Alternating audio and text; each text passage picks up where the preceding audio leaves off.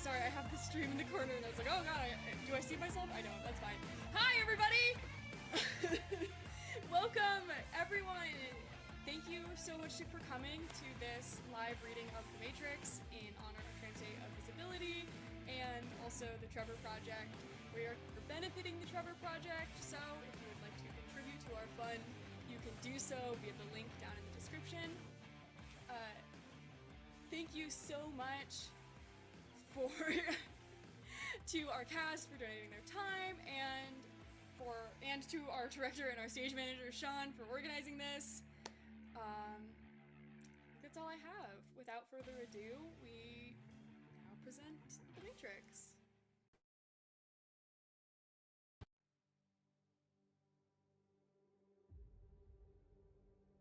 The Matrix, written by Lana and Lily Wachowski, April 8th, 1996. Fade in on computer screen, so close it has no boundaries. A blinking cursor pulses in the electric darkness like a heart coursing with phosphorus light, burning beneath the derma of black neon glass. A phone begins to ring. We hear it as though we were making the call. The cursor continues to throb, relentlessly patient, until... Hello? Data now slashes across the screen, information flashing faster than we read. Call trans op received 2/19/96 13/24/18 rec log. I'm inside. Anything to report? We listen to the phone conversation as though we were on a third line. The man's name is Cypher. The woman, Trinity. Let's see. Target left work at 5:01 p.m. Trace program running. The entire screen fills with racing columns of numbers, shimmering like green electric rivets. They rush at a 10-digit phone number in the top corner. He caught the northbound Howard line, got off at Sheridan, stopped at 7-Eleven, purchased a 6-pack of beer and a box of Captain Crunch, returned home. The area code is identified. The first 3 numbers suddenly fixed, leaving only 7 flowing columns.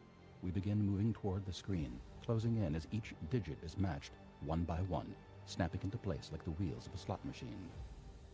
All right, you're relieved. Use the usual exit. Do you know when we're going to make contact? Soon. Only 2 thin digits left. Just between you and me? You don't believe it, do you? You don't believe this guy is the one? I think Morpheus believes he is. I know, but what about you? I think Morpheus knows things that I don't. Yeah, but if he's wrong... The final number pops into play. Did you hear that? Hear what? Trace complete. Call origin number 312-555-0690. Are you sure this line is clean? Yeah, of course I'm sure. We move still closer, the electric hum of the green numbers growing into an ominous roar. I better go. Yeah, right. See you on the other side. She hangs up as we pass through the numbers, entering the netherworld of the computer screen, where gradually the sound of police radio grows around us. Attention all units! Attention all units!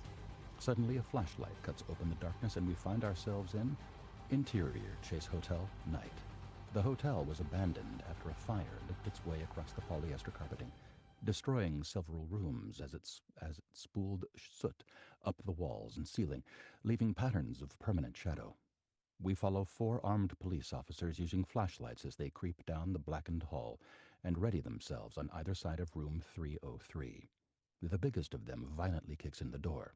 The other cops pour in behind him, guns thrust before them. Police, freeze! The room is almost devoid of furniture. There's a fold-up table and chair with a phone, a modem, and a PowerBook computer. The only light in the room is the glow of the computer. Sitting there, her hands still on the keyboard, is Trinity, a woman in black leather. Get your hands behind your head! Trinity rises. Hands behind your head! Now, do it! She slowly puts her hands behind her head. Exterior Chase Hotel, night. A black sedan with tinted windows glides in through the police cruisers. Agent Smith and Agent Brown get out of the car. They wear dark suits and sunglasses, even at night. They are also always hardwired, small Secret Service earphones in one ear, its cord coiling back into their shirt collars. Lieutenant. Ah, shit. Lieutenant, you were given specific orders. I'm just doing my job.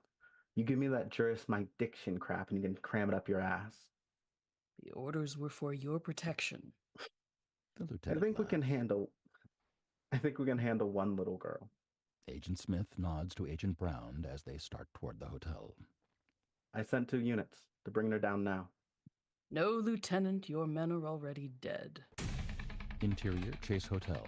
The big cop flicks out his cuffs, the other cops holding a bead. They've done this 100 times. They know they've got her. Until the big cop reaches with the cuff and Trinity moves. It almost doesn't register. So smooth and fast, inhumanly fast. The eye blinks and Trinity's palm snaps up and the nose explodes, blood erupting. The cop is dead before he begins to fall, and Trinity is moving again, seizing the wrist, misdirecting the gun. As a startled cop fires, a head explodes. In blind panic, another aims his gun, the barrel, a fixed black hole, and fires. Trinity twists out of the way, the bullets missing as she reverses into a roundhouse kick, knocking the gun away. The cop begins to scream when a jump kick crushes his windpipe, killing the scream as he falls to the ground. She looks at the 4 bodies. Shit. Exterior Chase Hotel. Agent Brown enters the hotel while Agent Smith heads for the alley. Interior Chase Hotel. Trinity is on the phone, pacing. The other end is answered. Operator, Morpheus, the link was traced. I don't know how. I know. Stay calm. Are there any agents? Yes, God damn it. you have to focus. There's a phone. Wells and Lax. You can make it. She takes a deep breath, centering herself. All right. Go. She drops the phone. Interior Hall. She bursts out of the room as Agent Brown enters the hall, leading another unit of police. Trinity races to the opposite end, exiting through a broken window onto the fire escape. Exterior fire escape. In the alley below, Trinity sees Agent Smith staring at her. She can only go up. Exterior roof. On the roof, Trinity is running as Agent Brown rises over the parapet, leading the cops in pursuit. Trinity begins to jump from one roof to the next. Her movements so clean, gliding in and out of each jump, contrasting to the wild jumps of the cops. Agent Brown, however, has the same unnatural grace. The metal scream of an L train is heard, and Trinity runs to it, racing for the back of the building. The edge falls away into a wide back alley. The next building is over 40 feet away, but Trinity's face is perfectly calm, staring at some point beyond the other roof. The cops slow, realizing they are about to see something ugly, as Trinity drives to the edge, launching herself into the air. From above, the ground seems to flow beneath her as she hangs in flight, then hitting, somersaulting up, still running hard. Motherfucker! That's impossible! They stare slack-jawed as Agent Brown duplicates the move exactly, landing, rolling over a shoulder, up onto one knee. Just below the building are the rumbling tracks of riveted steel. The train screeches beneath her, a rattling blur of gray metal. Trinity jumps, landing easily. She looks back just as Agent Brown hurls through the air, barely reaching the last car. Agent Brown stands, yanking out a gun. Trinity is running hard as bullets whistle past her head. Ahead, she sees her only chance. 50 feet beyond the point where the train has begun to turn, there is a window. A yellow glow in the midst of a dark brick building. Trinity zeroes in on it, running as hard as she can, her speed compounded by the train. The scream of the steel rises as she nears the edge where the train rocks into the turn. Trinity hurtles into the empty night space, her body leveling into a dive. She falls, arms covering her head, as the whole world seems to spin on its axis, and she crashes with an explosion of glass and wood, then falls onto a back stairwell, tumbling, bouncing downstairs, bleeding, broken, but still alive. Through the smashed window, she glimpses Agent Brown, still on the train, his tie and coat whipping in the wind. Stone-faced, he touches his earpiece as the train slides him past the window. Trinity tries to move. Everything hurts. Get up, Trinity. You're fine. Get up. Just get up. She stands and limps down the rest of the stairs. Exterior, street. Trinity emerges from the shadows of an alley and, at the end of the block, in a pool of white streetlight, she sees it, the telephone booth. Obviously hurt, she starts down the concrete walk, focusing in completely, her pace quickening as the phone begins to ring. Across the street, a garbage truck suddenly U-turns, its tires screaming as it accelerates. Trinity sees the headlights on the truck, arcing at the telephone booth as if taking aim. Gritting through the pain, she races the truck, slamming into the booth, the headlights blindingly bright, bearing down the box of plexiglass just as she answers the phone. There is a frozen instant of silence before the hulking mass of dark metal lurches up onto the sidewalk, barreling through the booth, bulldozing it into a brick wall, smashing it to a plexiglass pulp. After a moment, a black loafer steps down from the cab of the garbage truck. Agent Smith inspects the wreckage. There is no body. Trinity is gone. His jaw sets as he grinds his molars in frustration. Agent Jones walks up behind him. Did you get anything from the room? Their next target. The name is Neo. The handset of the payphone lies on the ground, separated in the crash, like a severed limb. We'll need a search running. It has already begun. We are sucked toward the mouthpiece of the phone, closer and closer, until the smooth gray plastic spreads out like a horizon and the small holes widen until we fall through one, swallowed by the darkness that becomes a computer screen. We are online, inside a chat room called The Matrix. It is an exclusive website where hackers hang out. I heard Morpheus has been on this board. Morpheus doesn't even exist, and the Matrix is nothing but an advertising gimmick for a new game. All I want to know is Trinity really a girl? 87% of all women online are really men.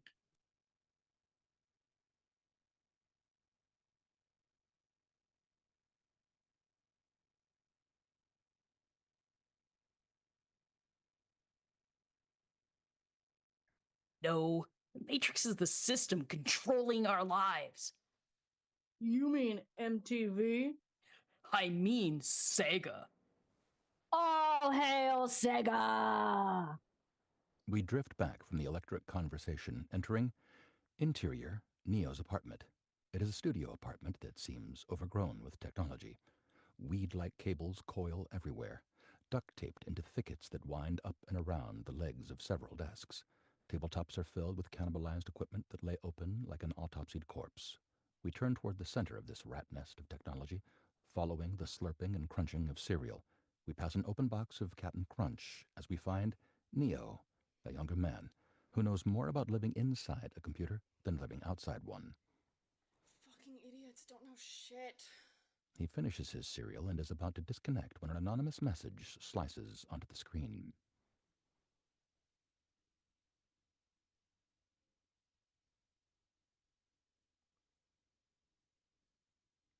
Do you want to know what the Matrix is, Neo? Neo is frozen when he reads his name. Who said that? Who's Neo?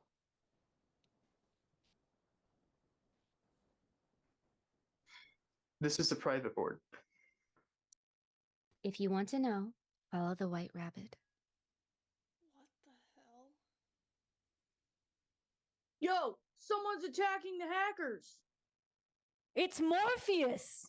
Identify yourself. Knock, knock, Neo. A chill runs down his spine. When someone knocks on his door, he almost jumps out of his chair. He looks at the door, then back at the computer, but the message is gone. He shakes his head, not completely sure what happened. Again, someone knocks. Cautiously, Neo approaches the door. Hey, Tommy boy, you in there? Recognizing the voice, he relaxes and opens it. Anthony, who lives down the hall, is standing outside with a group of friends. Anthony? I need your help, man. I'm desperate. They got me, man. The shackles of fascism. He holds up the red notice that accompanies the Denver boot. You got the money this time? He holds up $200 and Neo opens the door. Anthony's girlfriend, du jour, stops in front of Neo. You can really get that thing off right now? I told you, honey, you may look like just another geek, but this here, is all we got left, standing between Big Brother and the New World Order. Exterior, street. A police officer unlocks a yellow metal boot from the wheel of an enormous Oldsmobile. Interior, Neo's apartment. They watch from the window as the cops, silently, robotically, climb into their van. Look at them, automatons. Do you think that they know what or why they're doing? Computer tells them what to do and they do it. The banality of evil. He slaps the money in Neo's hand. Thanks, neighbor.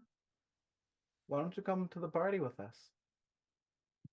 Oh, I have to work tomorrow. Come on, it'll be fun. He looks up at her and suddenly notices, on her black leather motorcycle jacket, dozens of pins, bands, symbols, slogans, military medals, and a small white rabbit. The room tilts.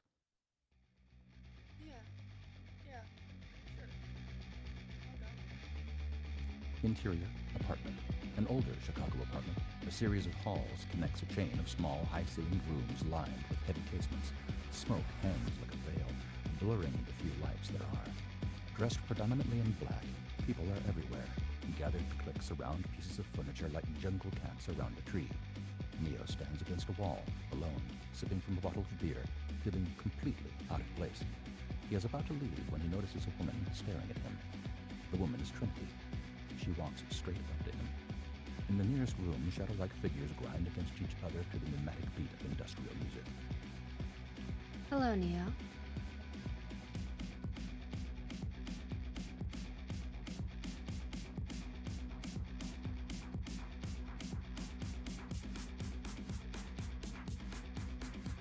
I know a lot about you.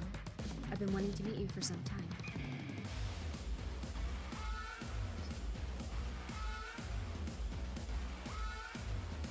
Me?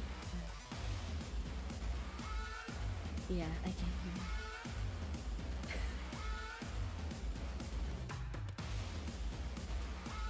Hello, Neo. How did you know that? I know a lot about you. I've been wanting to meet you for some time. Who are you? My name is Trinity. Trinity?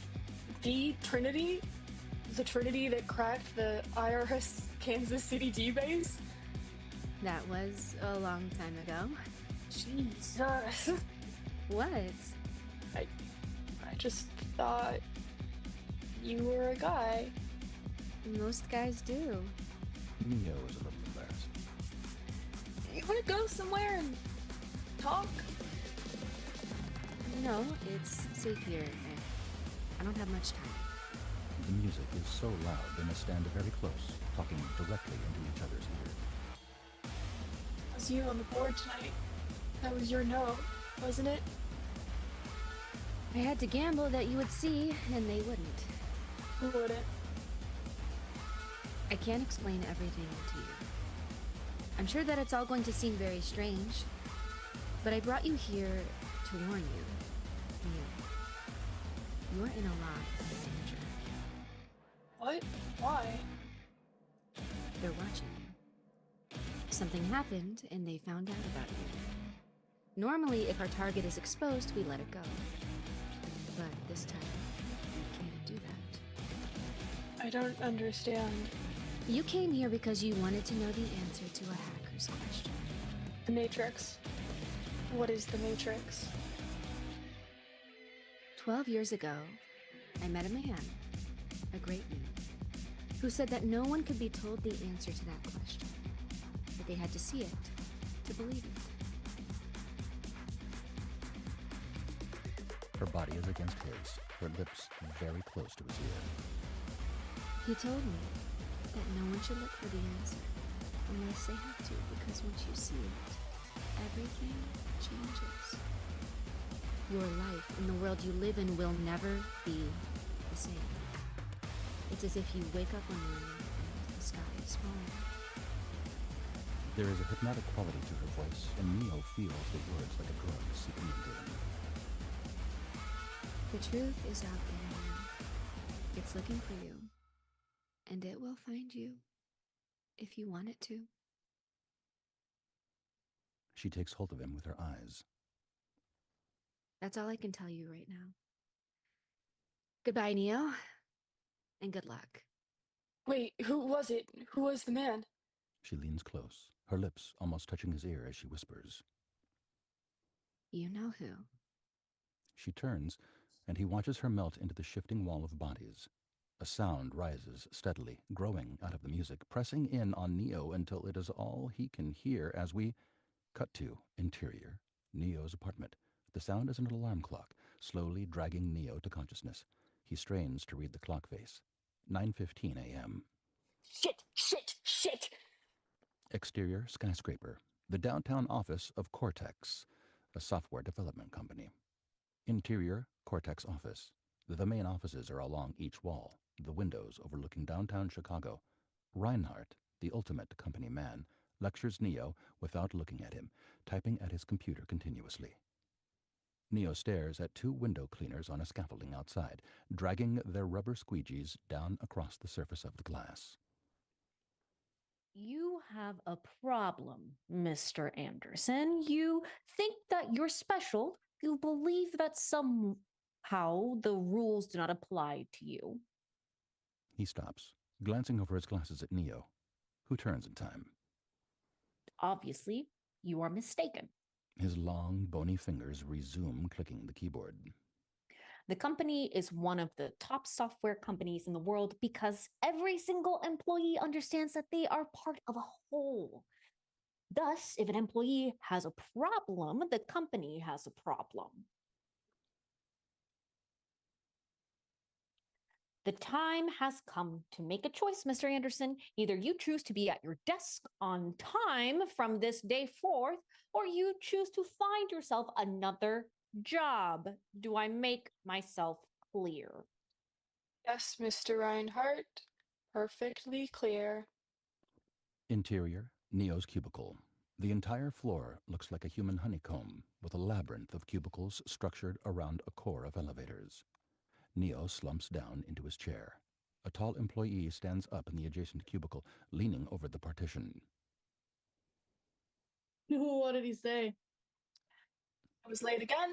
I'm going to be fired. He smirks. Well, then it was nice working with you. Neo glares at him as he sinks down. Thomas Anderson?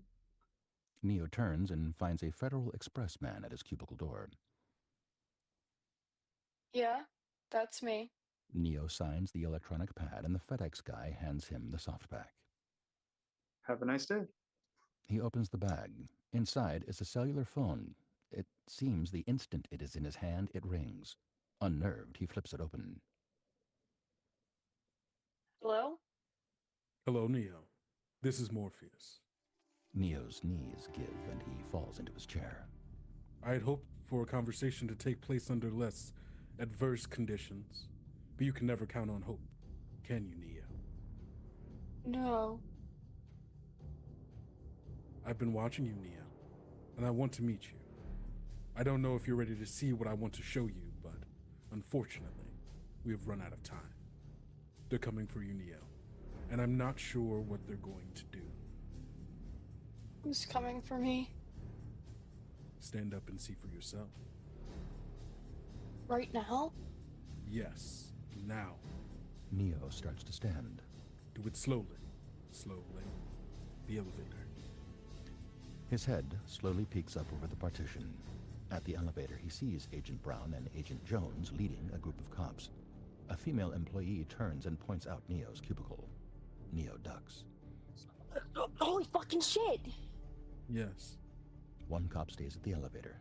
The others follow the agents. What the fuck do they want with me? I'm not sure, but if you don't want to find out, you better get out of there. How?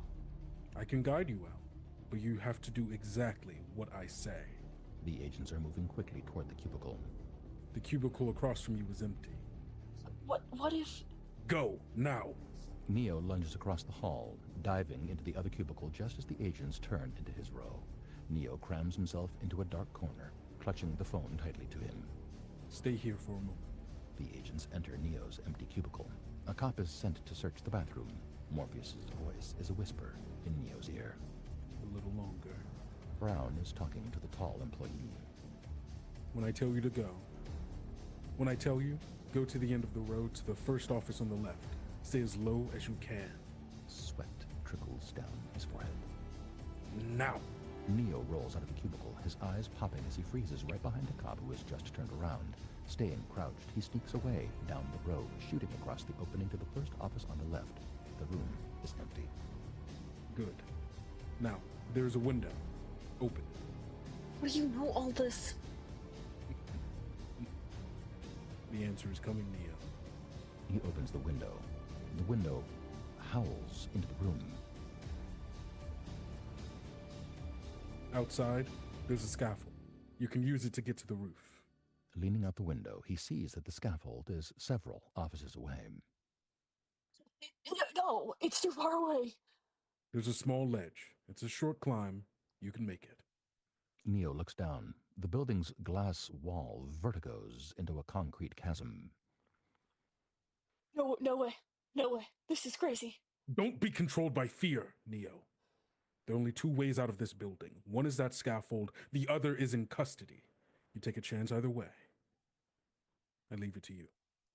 Click. He hangs up. Neo looks at the door, then back at the scaffold. This is insane. Why is this happening to me? What did I do? I'm nobody. I didn't do anything. Fuck. He climbs up onto the window ledge. Hanging onto the frame, he steps out onto the small ledge. The scaffold seems even further away. I'm going to die. The wind suddenly blasts up the face of the building, knocking Neo off balance. Recoiling, he clings harder to the frame, and the phone falls out of his hand. He watches as it is swallowed by the distance beneath him. This is insane. I can't do this. Forget it. He climbs back into the office just as a cop opens the door. I didn't do anything. Exterior, skyscraper. The agents lead a handcuffed Neo out of the revolving doors, forcing his head down as they push him into the dark sedan. Trinity watches in the rearview mirror of her motorcycle. Shit. Interior, interrogation room, close-on camera monitor. A wide-angle view of a white room where Neo is sitting at a table alone. We move into the monitor, entering the room as if the monitor were a window. At the same moment, the door opens and the agents enter. Smith sits down across from Neo. A thick manila envelope slaps down on the table between them. Neo glances at the name on the file. Anderson, Thomas A. As you can see, we've had our eye on you for some time now, Mr. Anderson. He opens the file. Paper rattle marks the silence as he flips several pages. Neo cannot tell if he is looking at the file or at him. It seems that you've been living two lives. In one life, you are Thomas A. Anderson, program writer for a respectable software company. You have a social security number, you pay your taxes, and you help your landlady carry out her garbage. The pages continue to turn. The other life is lived in computers, where you go by the hacker alias Neo. You are guilty of virtually every computer crime we have a law for, including the unauthorized use of the DMV system for the removal of automobile boots. Neo feels himself sinking into a pit of shit. One of these lives has a future. One of them does not. He closes the file. I'm going to be as forthcoming as I can be, Mr. Anderson. You are here because we need your help. He removes his sunglasses. His eyes are an unnatural ice blue. We know that you have been contacted by a certain individual, a man who calls himself Morpheus.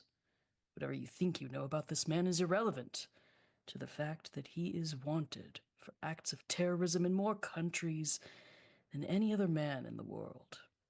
He is considered by many authorities to be the most dangerous man alive. He leans closer. My colleagues believe that I'm wasting my time on you, but I believe that you want to do the right thing.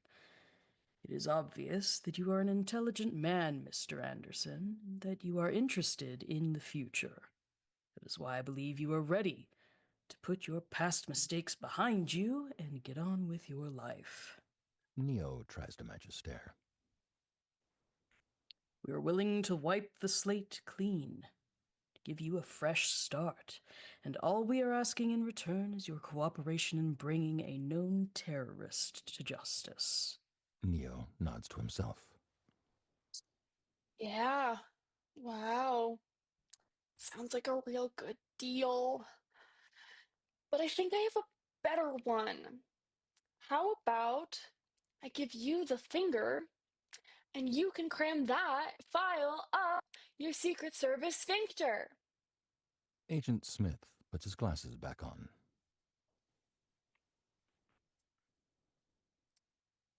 You disappoint me, Mr. Anderson. You ain't seen nothing yet. The irony of your situation is that you have no choice.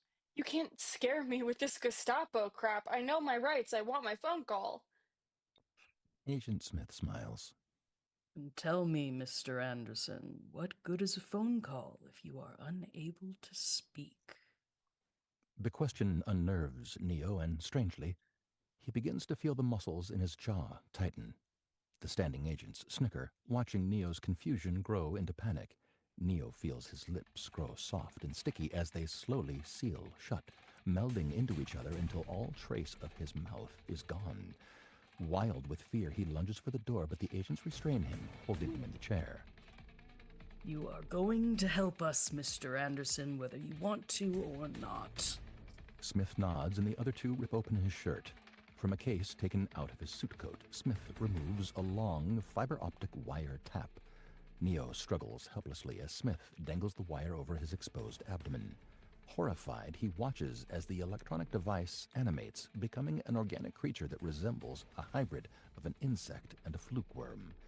Thin, whisker-like tendrils reach out and probe into Neo's navel. He bucks wildly as Smith drops the creature, which looks for a moment like an uncut umbilical cord, before it begins to burrow, its tail thrashing as it worms its way inside. Interior, Neo's apartment, night. Screaming, Neo bolts upright in bed. He realizes that he is home. Was it a dream? His mouth is normal. His stomach looks fine. He starts to take a deep, everything is okay breath when the phone rings. It almost stops his heart. It continues ringing, building pressure in the room, forcing him up out of bed, sucking him in with an almost gravitational force. He answers it, saying nothing. The line is tapped, so I must be brief. Agents. They got to you first, but they've underestimated how important you are. If they knew what I know, you would probably be dead. Neo feels sick. I don't know what you're thinking right now, but I want you to understand that I will not give up on you until you give up on me. Neo's throat cracks, dry as the Sahara. Do you still want to meet? Yes. Take the Howard line, south. Click. He closes his eyes, unsure of what he has done. Exterior, L train. An L train rages against its metal rails. Interior, train. It is 3 a.m., and the train carries the usual urban night crawlers. Neo sits alone, eyes shifting, watching everything nervously. There is a metal bang, and train clatter fills the car as the door is opened. Neo turns and sees a large man enter. He is wearing sunglasses and a black leather jacket. His name is Apoc, and he walks straight at Neo. Come with me. Neo stands just as the door at the opposite end opens and two police officers rush in, drawing their guns. Apoc grabs Neo, muscling him to the nearest exit. There is no upcoming station. Apoc yanks the emergency brake and the train buckles against its own speed. The cops are thrown back. Neo slams against the metal rail. The doors open unto nothing, and just when Neo regains his balance, Apoc shoves him backwards. He flies out from the train, arms windmilling as he falls from the raised tracks, hurtling toward a busy street when, out of nowhere, a truck races under him and he crashes into a large dumpster bed filled with empty boxes. Interior truck bed. Still shaking his head, Neo realizes he is not alone. A man named Kabi is aiming a big gun at him. Trinity is next to him, talking into a cellular phone. We got him. Call the chop shop. She hangs up. Listen to me, Neo. You have to trust us. She tears off a long strip of black duct tape and reaches for his face. What are you doing? This has to be done for your protection and ours. She seals his eyes shut with the tape. You can't understand right now, but if you're not one of us, you're one of them. Exterior, Lower Wacker. A featureless black van glides up to a staircase that curls down from the city's surface. Trinity guides the blind Neo down the steps. The back of the van slaps open, revealing a young, skinny man who looks to be still in his teens, wearing an outfit that is a cross between a surgeon and a telephone repairman. His name is Gizmo, and he smiles lewdly at Trinity, exposing his teeth that are wired with weird-looking braces. Va va va voom. Still the hottest software around. Hello, Gizmo. Neo hears the voices around him. This is really the guy? The guy that Morpheus thinks... Yeah? But he's so old. Are you going to help us or aren't you? Hacksaw. Load up the copper top and let's get the hell out of here. Hacksaw is a huge man in a leather welder's apron. He shoulders Neo and hauls him into the van. A moment later, the green lights of Lower Wacker curve over the tinted windshield as the van rushes through the underworld. Interior, van. The chop shop is filled with electronic gadgets, wired to meters and monitors. There are shelves lined with medical supplies and rows of hanging tools, knives, cleavers, and stainless steel clamps. Neo is strapped down to an ambulance cart, listening nervously as Gizmo gets to work. Okay, first we take a little look under the hood. He pulls up the goggles hanging at his neck, and they blink to life with tiny halogen lights and lenses irising to varying levels of magnification. You're going to feel a little prick. He inserts acupuncture-like needles into Neo's lower abdomen. The needles are wired to video monitors. Hacksaw pilots the fiber optic lens. What are you doing? We think you're bugged. We can't take you to Morpheus until you're clean. There it is. On a monitor, we see the bug nestled in among Neo's large intestines. Hit him with the 10 cc's of local. Hacksaw loads up a hypodermic needle and pumps an anesthetic round into Neo's navel. Using a device that looks like a miniature speculum, Gizmo inserts a knuckled dental pick. Typing into a calculator keypad wired to the pick, he automates the tip. On the monitor, we watch it telescope out and the end separate into a tiny hooked metal claw. Here, kitty, kitty, kitty. The claw snags hold of the bug. Gotcha. But the bug reacts violently. Neo screams as it wraps itself around the soft tissue web of intestine. Shit. What's happening? I don't know. They've never done that before. Neo writhes in pain. Hold him down. Jesus! No! Do something. I got it. Maybe we can stun it. Are you crazy? That'll kill him. We watch Neo, who can't see what they're talking about. It'll work. Come on, do it or Hacksaw will. Oh, shit! The instant he hears the word, he knows. Clear. Oh, shit! The cry is frozen in his mouth as the paddles hit his chest. Gizmo wrestles with the bug. Hit him again! Again, the electricity convulses through him as Gizmo yanks the speculum out. Got it. Trinity touches Neo, who was just beginning to breathe. She eases the tape off his eyes. Neo, are you okay? He nods.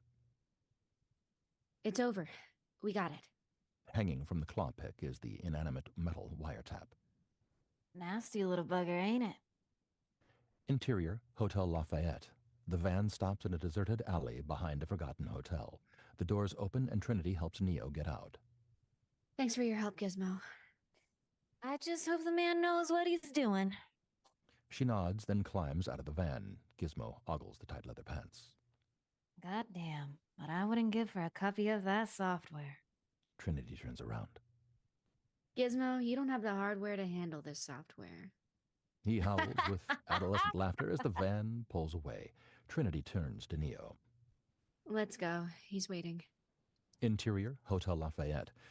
It is a place of putrefying elegance. a rotting host of urban maggotry. Trinity leads Neo from the stairwell down the hall of the 13th floor.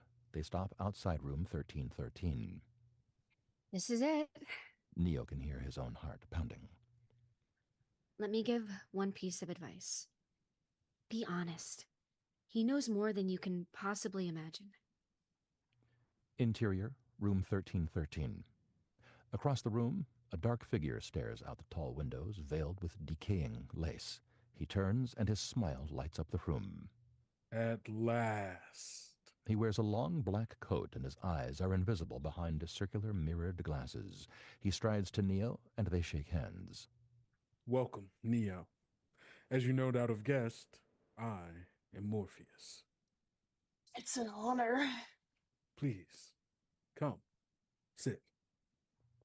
He nods to Trinity. Thank you, Trinity. She bows her head sharply and exits through a door to an adjacent room. They sit across from one another in cracked burgundy leather chairs.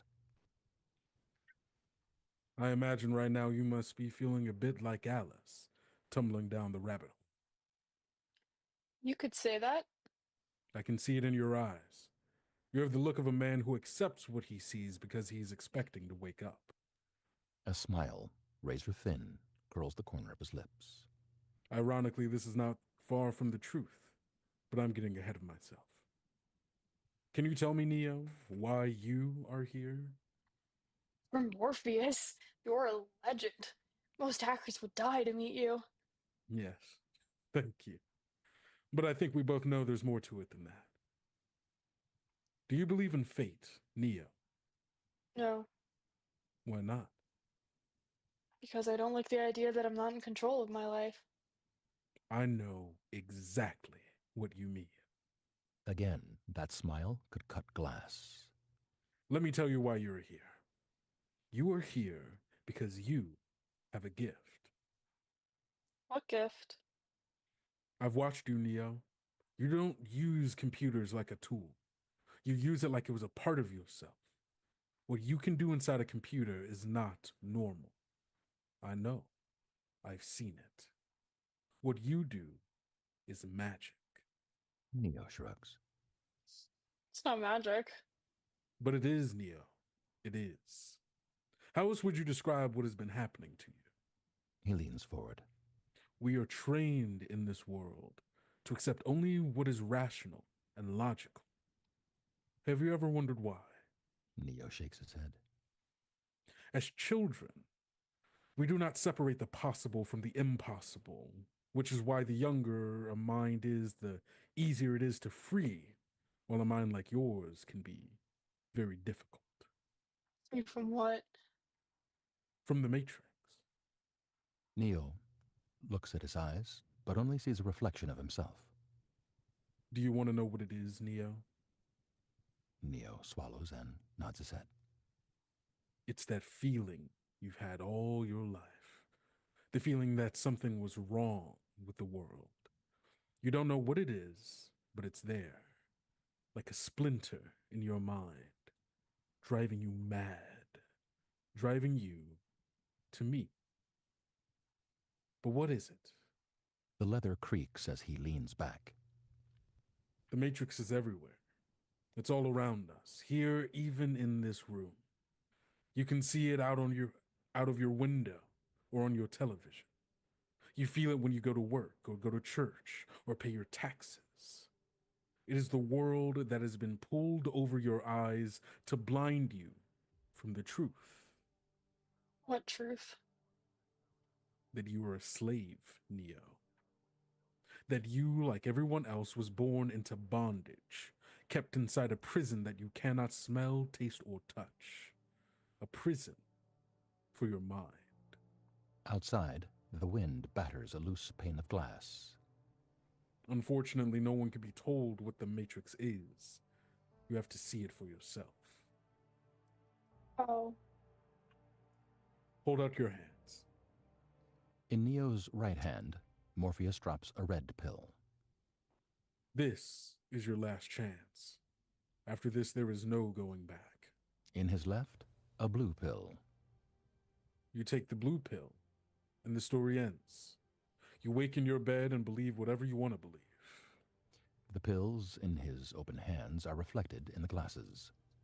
You take the red pill, and you stay in Wonderland, and I show you just how deep the rabbit hole goes. Neo feels the smooth skin of the capsules, with the moisture growing in his palms.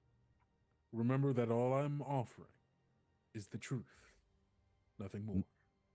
Neo opens his mouth and swallows the red pill. The Cheshire smile returns. Follow me. He leads Neo into the other room, which is crammed with high-tech equipment, glowing ash blue and electric green from the racks of monitors. Trinity, Apoc, and Cypher look up as they enter. Shit. I knew he would. Cypher saddles up to Morpheus, talking in a hushed tone away from Neo. Morpheus, I know what you believe, but I think this is a mistake. We're rushing him. He's old. I'm afraid he might pop. Haven't I always told you, Cypher, not to let fear control your life? Apoc, are we online? Neo recognizes the large man from the L-train. Almost. He and Trinity are working quickly, hardwiring a complex system of monitors, modules, and drives. Apoc? You wrote the Four Horsemen virus. That's right. Neo, time is always against us. Will you take a seat here? In the center of the room sits a chair. Near the chair is an old oval dressing mirror that is cracked.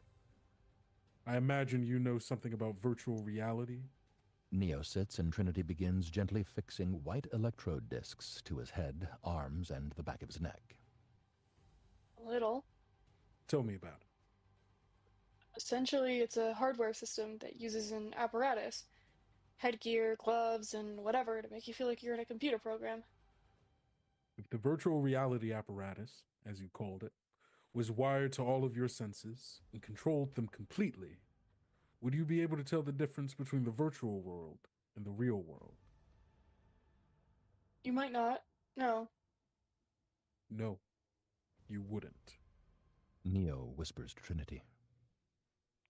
You did all this? She nods, placing a set of headphones over his ears. They are wired to an old hotel phone. The pill you took is a part of a trace program. It's going to make things feel a bit strange. Distantly, through the earphones, he hears Apoc pounding on a keyboard. Sweat beads his face. His eyes blink and twitch when he notices the mirror. Wide-eyed, he stares as it begins to heal itself, a webwork of cracks that slowly run together as though the mirror were becoming liquid. Cypher works with Apoc, checking reams of phosphorescent data. Trinity monitors Neo's electric vital signs. Neo reaches out to touch the mirror and his fingers disappear beneath the rippling surface. Quickly, he tries to pull his fingers out, but the mirror stretches in long, rubbery strands like mirrored taffy stuck to his fingertips. What is this? Mescaline? Just relax, Neo.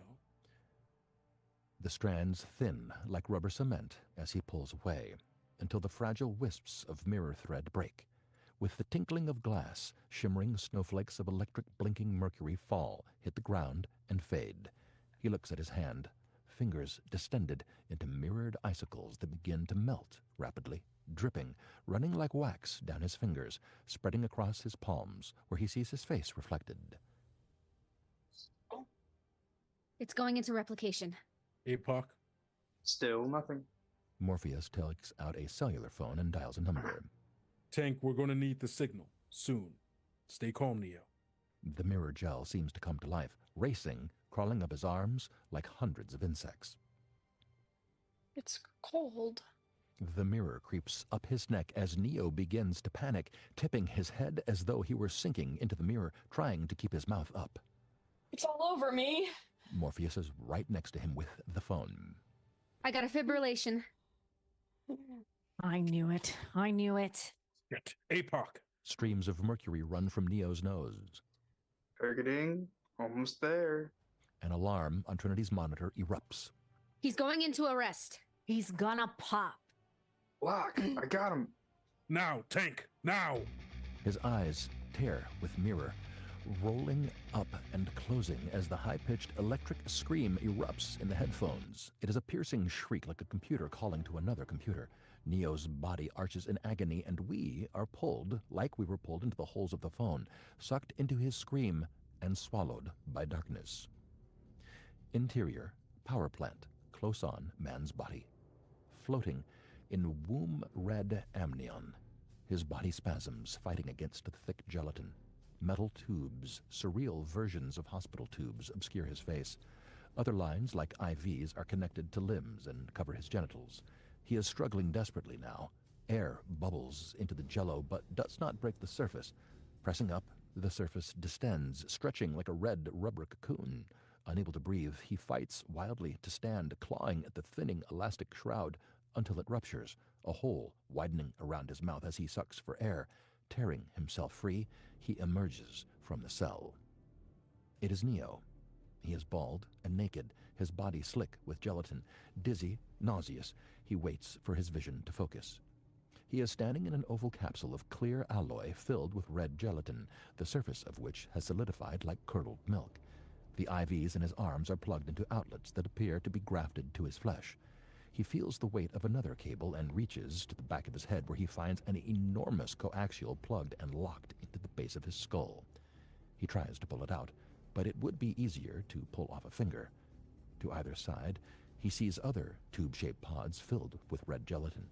Beneath the wax-like surface, pale and motionless, he sees other human beings. Fanning out in a circle, there are more, all connected to a center core, each capsule like a red, dimly glowing petal attached to a black metal stem. Above him, level after level, the stem rises seemingly forever. He moves to the foot of the capsule and looks out. The image assaults his mind. Towers of glowing petals spiral up to incomprehensible heights, disappearing down into a dim murk like an underwater abyss. His sight is blurred and warped, exaggerating the intensity of the vision.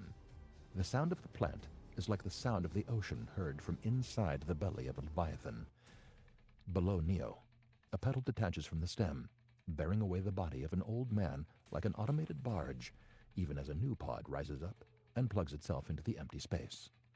Inside the new capsule, its surface more translucent and pinkish in color, Neo sees a small baby. From above, a machine drops directly in front of Neo. He swallows his scream as it seems to stare at him. It is almost insect-like in design, beautiful housings of alloyed metal covering organic-like systems of hard and soft polymers. A black particle beam washes over Neo. He reacts in pain as the scanner seems to expose the nervous system wired to the coaxial cable at his cerebral cortex. At the back of the neck, the cable locks, spin, and opens, disengaging. The cable pulls itself free. A long, clear plastic needle and cerebrum chip slides from the anterior of Neo's skull with an ooze of blood and spinal fluid. The other connective hoses snap free and snake away as the back of the unit opens, and a tremendous vacuum, like an airplane door opening, sucks the gelatin and then Neo into a black hole. Interior, waistline. The pipe is a waste disposal system, and Neo falls, sliding with the clot of gelatin, banking through the pipe spirals and elbows, flushing up through grease traps clogged with clumps of cellulite. Neo begins to drown when he is suddenly snatched from the flow of waste. The metallic cable then lifts, pulling him up into the belly of the futuristic flying machine hovering inside the sewer main line.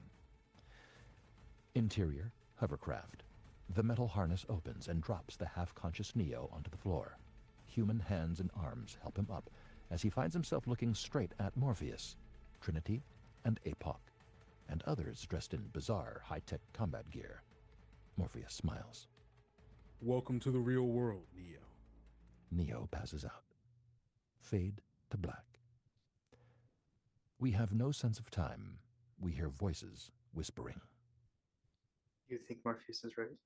Do you think he could be the one?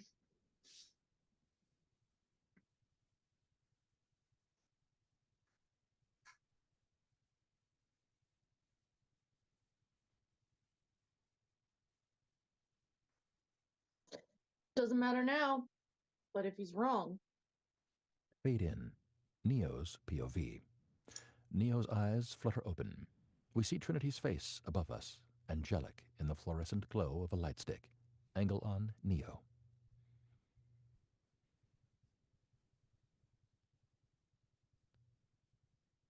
Am I dead? Far from it. Fade to black. Fade in. Angle on Neo. He opens his eyes again, something tingling through him. He focuses and sees his body pierced with dozens of acupuncture-like needles wired to a strange device. He needs a lot of work. I know. Dozer and Morpheus are operating on Neo. What are you doing? Your muscles have atrophied. We're rebuilding them. Fluorescent light sticks burn unnaturally bright. Do my eyes hurt? You've never used them before. Morpheus takes his sunglasses off and puts them on Neo. Neo lays back. Rest, Neo. The answers are coming. Interior, Neo's room. Neo wakes up from a deep sleep, feeling better. He is wearing a black tank top and shorts. He begins to examine himself. There is a futuristic IV plugged into the jack in his forearm. He pulls it out, staring at the grafted outlet. He feels his bald head. His fingers find and explore the large outlet in the base of his skull. Just as he starts to come unglued, Morpheus opens the door. Morpheus, what's happened to me? What is this place? More important than what is when. When? You believe the year is 1997, when in fact it's much closer to 2197. I can't say for certain what year it is because we honestly do not know. The wind is knocked from Neo's chest. That's not possible. I promised you the truth, Neo. And the truth is that the world you were living in was a lie. How? I'll show you. Interior, hovercraft. Like a sleepwalker, Neo follows Morpheus through the ship. This is my ship, the Nebuchadnezzar. It's a hovercraft, small like a submarine. It's dark, it's cramped and cold, but it's home. They climb a ladder up to the main deck. Interior, main deck. Everyone is there. This is the main deck. You know most of my crew?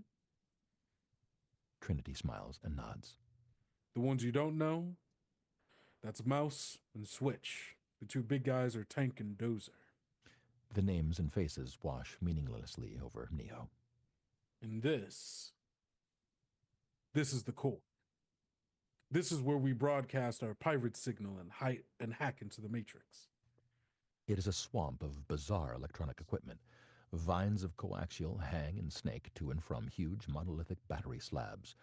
A black portable satellite dish and banks of little systems and computer monitors. At the center of the web, there are 6 exoskeleton chairs made of a polyalloy frame and suspension harness. Near the circle of chairs is the control console and operator station where the network is monitored. Help him, Trinity. Neo allows himself to be helped into one of the chairs. Do you remember when I asked you about an apparatus that could turn a virtual reality into reality? Neo nods. It's right here. He touches Neo's head. And it's accessed here. Neo feels Morpheus guiding a coaxial line into the jack at the back of his neck. The cable has the same kind of cerebellum chip we saw inside the plant. This will feel a little weird. There are several disturbing noises as he works the needle in. We move in as Neo's shoulders bunch and his face tightens into a grimace until a loud click fires and his ears pop like when you equalize them underwater. He relaxes, opening his eyes as we pull back to a feeling of weightlessness inside another place. Interior, construct. Neo is standing in an empty, blank white space. This is the construct. Startled, Neo whips around and finds Morpheus now in the room with him. It is our loading program. We can load anything from clothes to weapons to training simulations. Anything we need.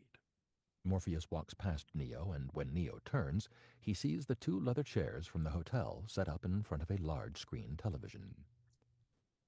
Sit down. Neo stands at the back of the chair as Morpheus sits. Right now, we're inside a computer program. Wild, isn't it? Neo's hands run over the cracked leather. This isn't real. What is real? How do you define real? If you're talking about your senses, what you feel, taste, smell, or see, then all you're talking about are electrical signals interpreted by your brain. He picks up a remote control and clicks on the television. We drift through the Windy City, circa 1996. This is the Chicago you know. Chicago as it was at the end of the 20th century. This Chicago exists only as part of a neural interactive simulation that we call the Matrix.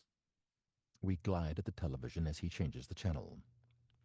You have been living inside Bolliard's vision, inside the map, not the territory. This is Chicago as it exists today. The sky is an endless sea of black and green bile. The earth, scorched and split like burnt flesh, spreads out beneath us as we enter the television. The desert of the real. In the distance, we see the ruins of a future Chicago protruding from the wasteland like the blackened ribs of a long-dead corpse. We are, right now, miles below the Earth's surface. The only place humans can survive outside the Matrix is underground. Still moving, we turn and find Neo and Morpheus. The chair is now sitting in the middle of the black desert. Dizzy, Neo holds onto the chair. What happened? It started early in the 21st century, with the birth of artificial intelligence, a singular consciousness that spawned an entire race of machines. In his sunglasses, we see storm clouds gather. At first, all they wanted was to be treated as equals, entitled to the same human inalienable rights. Whatever they were given, it was not enough. In the circular window of the glasses, explosions light up a bloody battlefield. We don't know who struck first, us or them. But sometime at the end of the 21st century, the battle was joined. We move into his glasses and the war surrounds us. The war raged for generations and turned the face of our planet from green and blue to black and red. At last, we see the Sentinels, killing machines that are at once terrifying and beautiful. They have an organic architecture like a microbiotic organism that is perpetually in motion.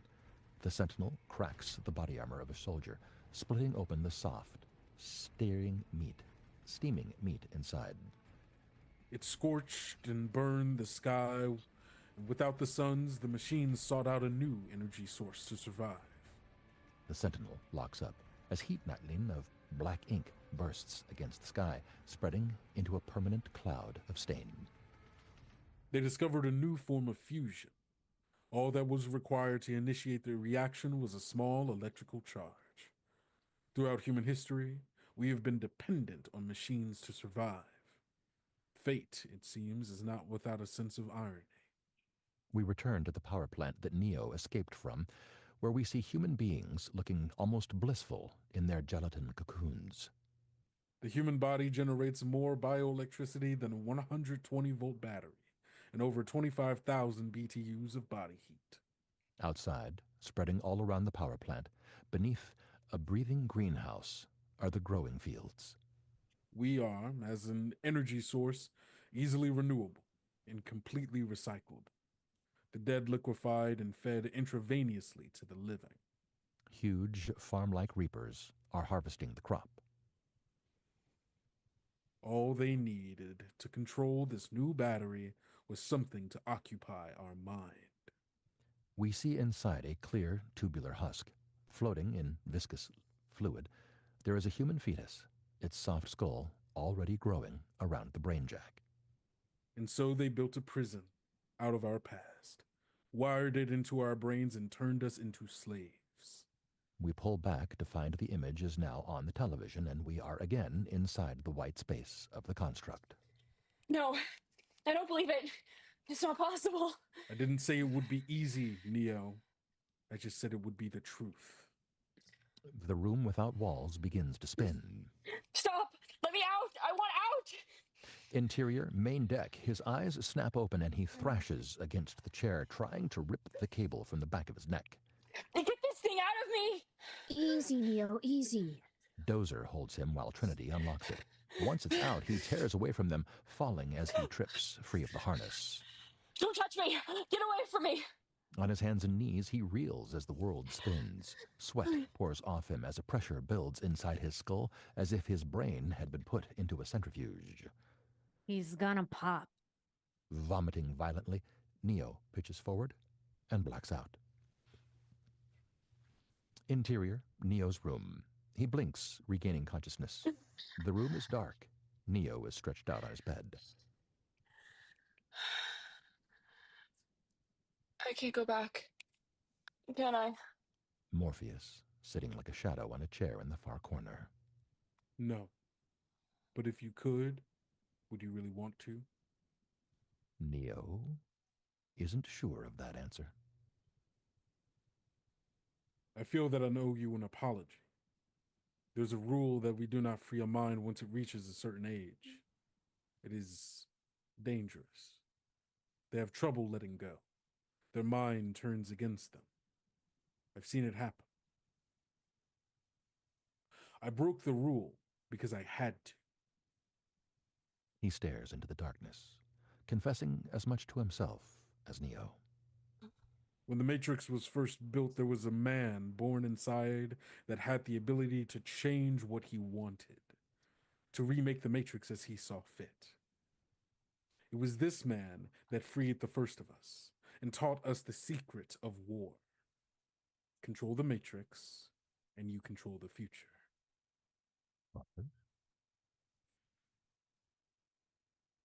When he died, the oracle at the Temple of Zion prophesied his return and envisioned an end to the war and freedom of our people. That is why there are those of us that have spent our entire lives searching the Matrix, looking for him. Neo can feel his eyes on him. I did what I did because I believe we have been brought here for a reason. Neo, you are here to serve a purpose, just as I am here to serve mine.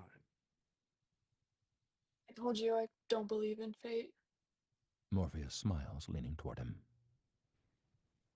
But I do, Neo. I do. He stands up. Get some rest. You're going to need it. Or what? Your training. Interior, hovercraft. There is no morning. There is only darkness, and then the fluorescent light sticks flicker on. Interior, Neo's room. Neo is awake in his bed, staring up at the lights. The door opens and Tank steps inside. Morning. Did you sleep? No. You will tonight, I guarantee it. I'm Tank. I'll be your operator. He offers his hand and Neo shakes it. He notices that Tank doesn't have any checks. You don't have Any holes? Nope. Me and my brother Dozer, we are 100% pure, old-fashioned, homegrown human. Born free. Right here in the real world. Genuine child of Zion. Zion? Zion is a place, man. You'll see it one day. Last human city. All we got left. Tank smiles. God damn. I gotta tell you, I'm fairly excited to see what you are capable of. I mean, if Morpheus is right and all. We're not supposed to talk about any of that, but if you are, it's a very exciting time. Got a lot to do, so let's get to it. Interior, main deck. Neo is plugged in, hanging in one of the suspension chairs. We're supposed to load all these operations programs first, but this is some major boring bullshit, so why don't we start with something a little more fun? Tank smiles as he plops into his operator's chair.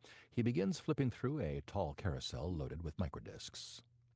How about some combat training? Neo reads the label on the disc.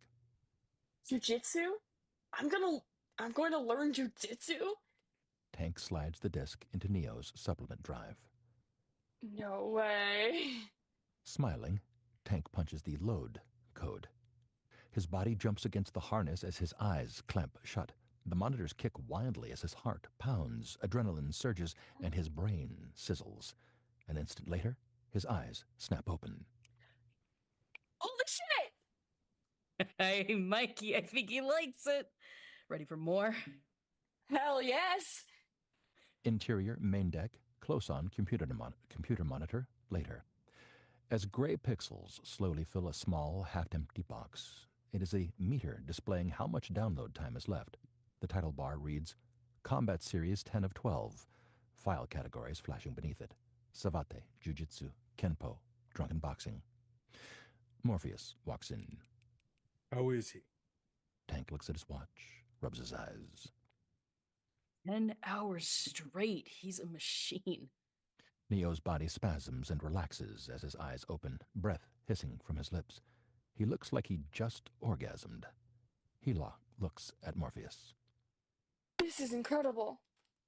I know Kung Fu. Morpheus sits in the drive chair next to him. He nods to Tank. Show me.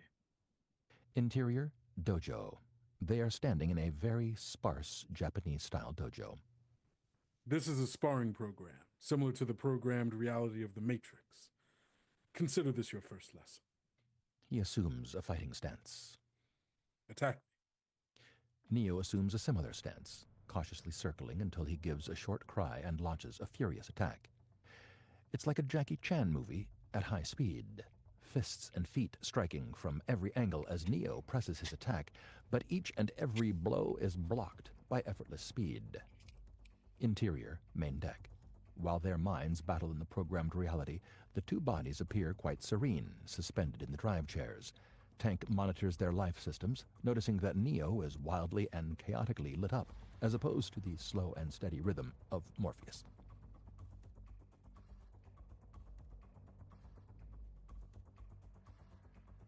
Interior, mess hall. Dinner is up. Everyone is eating bowls of single-cell protein. It has a cottage cheese consistency. Mouse bursts into the room. Morpheus is fighting Neo. All at once, they bolt for the door. Interior, dojo. Neo's face is knotted, teeth clenched, as he hurls himself at Morpheus.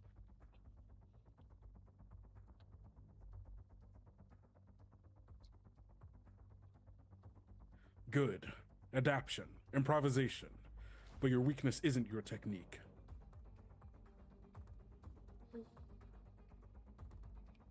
Morpheus attacks him, and it is like nothing we have seen. His feet and fists are everywhere, taking Neo apart. For every blow Neo blocks, 5 more hit their marks until Neo falls. Panting, on his hands and knees, blood spits from his mouth, speckling the white floor of the dojo. How did I beat you? You're too fast. Do you think my being faster, stronger, has anything to do with my muscles in this place? Neo is frustrated, still unable to catch his breath. Do you believe that's air you're breathing now? Neo squints at him. If you can free your mind, the body will follow. Neo stands, nodding. Again. Their fists fly with pneumatic speed. Interior, main deck. Everyone is gathered behind Tank, watching the fight, like watching a game of Mortal Kombat. Jesus Christ, that boy is fast. You ever seen anyone that fast that soon, Tank? Never. Morpheus is right. He's got to be the one. Interior, dojo. The speed of the blows rises like a drum solo that seems impossible to sustain. Neo's face sheds its mask of calm with a scream. He wants to beat Morpheus bad. Finally, a single blow catches Morpheus on the side of the head, knocking his glasses off. Interior, main deck. There are several gasps. I don't believe it. Interior, dojo. Morpheus rubs his face. You're angry with me. Neo pants. Maybe? It's all right. It's natural. I feel better. Good, good. Anger is a gift, Neo, but it is a heavy one. Morpheus smiles. Tank, load the jump program. Neo straightens as the dojo dissolves away like a curtain lifting, leaving the two men now standing on a building rooftop in a city skyline. You have to learn to let go of that anger. You must let everything go. A wind howls, whipping Morpheus's long coat to the side. You must empty yourself to free your mind. Morpheus spins, running hard at the edge of the rooftop, and jumps. He sails through the air, his coat billowing out behind him like a cape, somersaults once, and lands on the rooftop across the street. Shit. Neo looks down at the street 20 floors below, then at Morpheus, an impossible 50 feet away. Okie dokie. He takes a deep breath. Yeah. Free my mind. Right. No problem. He concentrates, runs. Interior, main deck. They are transfixed. He's gonna make it. No way, not possible. No one's ever made their first jump. What if he does? He won't. It's never been done. Trinity stares at the screen, her fists clenching as she whispers. Come on. Exterior, rooftop. Summoning every ounce of strength in his legs, Neo launches himself into the air in a single maniacal shriek, but comes up drastically short. His eyes widen as he plummets. Stories fly by, the ground rushing up at him, but as he hits, the ground gives way, stretching like a trapeze net. He bounces and flips, slowly coming to a rest, flat on his back. He laughs, a bit unsure, wiping the wind-blown tears from his face. Morpheus exits the building and helps him to his feet. Everyone falls the first time. Neo nods quietly. But if you never know failure, how can you know success? Interior, main deck. They break up. What does it mean? It doesn't mean anything. Everyone falls, right, Trinity? But Trinity is left. Neo's eyes open as Tank eases the plug out. He tries to move and groans, cradling his ribs. While Tank helps Morpheus, Neo spits blood into his hand. I thought it wasn't real. Neo stares at the blood. If you're killed in the Matrix, you die here? The body cannot live without the mind. Interior, Neo's room. Trinity enters from the hall carrying a tray of food.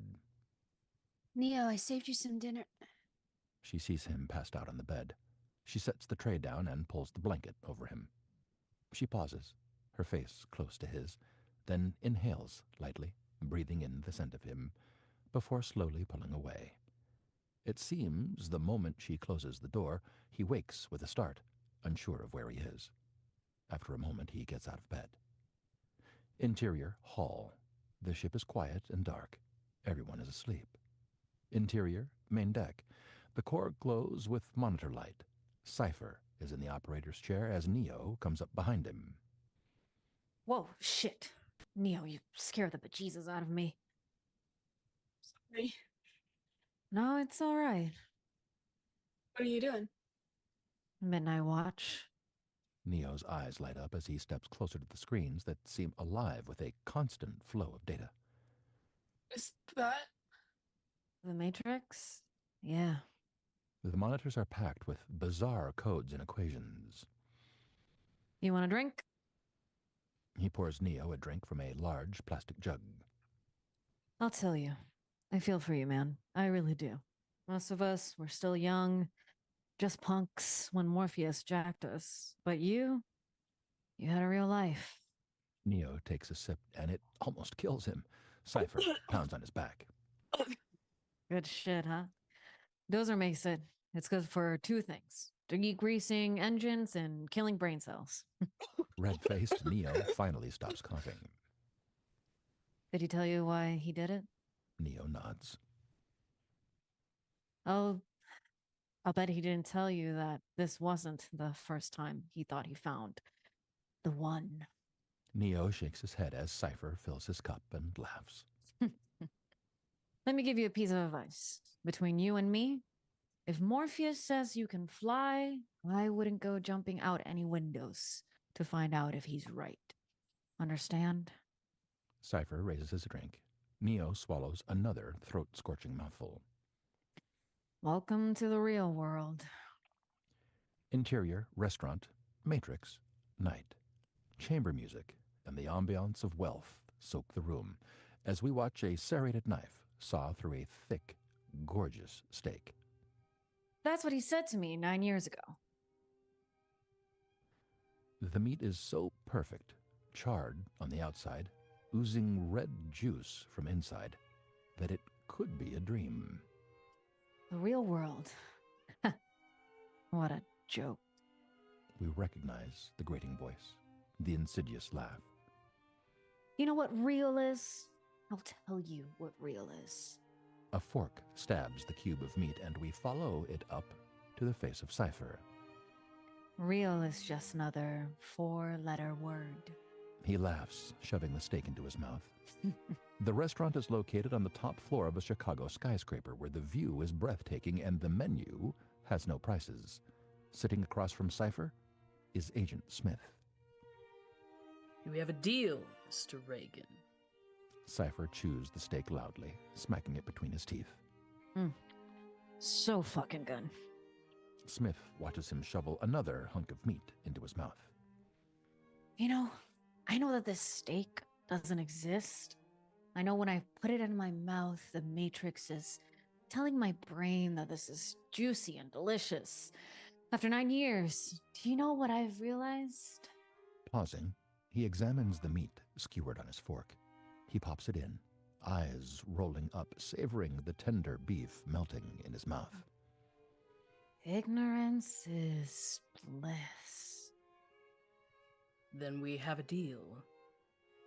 I don't want to remember nothing. Nothing. You understand? And I want to be rich. Someone important. Like an actor. You can do that, right? Whatever you want, Mr. Reagan. Cypher takes a deep drink of wine. All right. You get my body back in power plant, reinsert me into the Matrix, and I'll get you what you want. Access codes to Zion. I told you, I don't know them. But I can give you the man who does. Morpheus. Interior, main deck. Sweat dapples his lip as Neo snaps out of the construct coma. Jeez, I was wondering about that.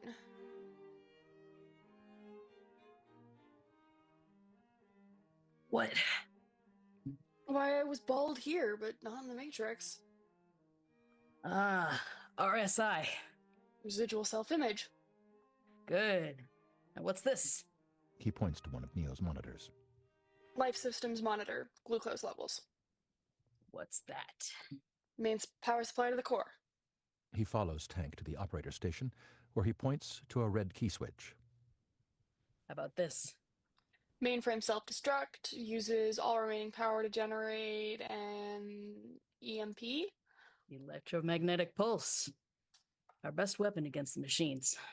Problem is, if someone's still in the Matrix when that thing goes off, they're not coming back. Neo nods as Morpheus comes up behind them. How's he doing? He just finished the operation programs. He's showing great retention. Good. I want everyone alerted to 12-hour standby. We're going in. Neo, it's time for you to know why you're here. Morpheus walks away. What's he talking about?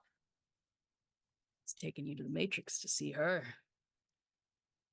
See who? The Oracle. Neo looks down at the monitor teeming with Matrix data that seems to coalesce, equations giving way to images, as a metal scream rises, becoming exterior, Chicago, Matrix, day, an L train. Interior, Hotel Lafayette, Matrix, day. The room is empty, heavy curtains covering windows. It looks as if it hasn't been touched in years. In the bedroom, with the cracked oval mirror, an old black phone begins to ring. In the mirror, we first glimpse them, and As we keep turning, the room fills with equipment and the team. Morpheus answers the phone. We're in. He hangs up. Mouse and cable, hold the exit. Let's go. Interior, stairwell, matrix, day. Neo follows the others down the stairwell that winds around an antique elevator shaft. Did you have to do this? Yeah, What did she tell you? lots of things.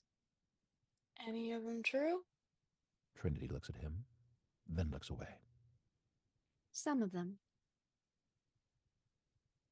Were they good or bad? There's no point in worrying. Whatever's going to happen is going to happen. They cross the old lobby.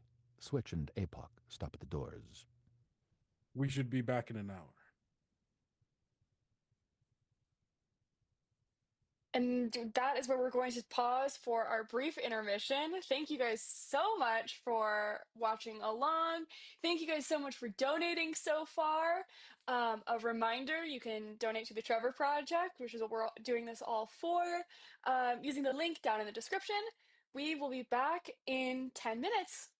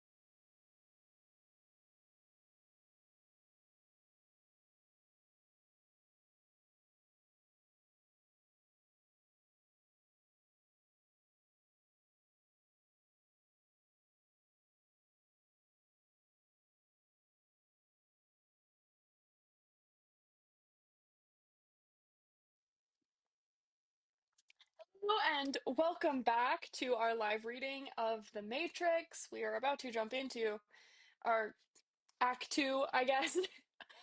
Just a quick reminder that we are collecting donations for the Trevor Project.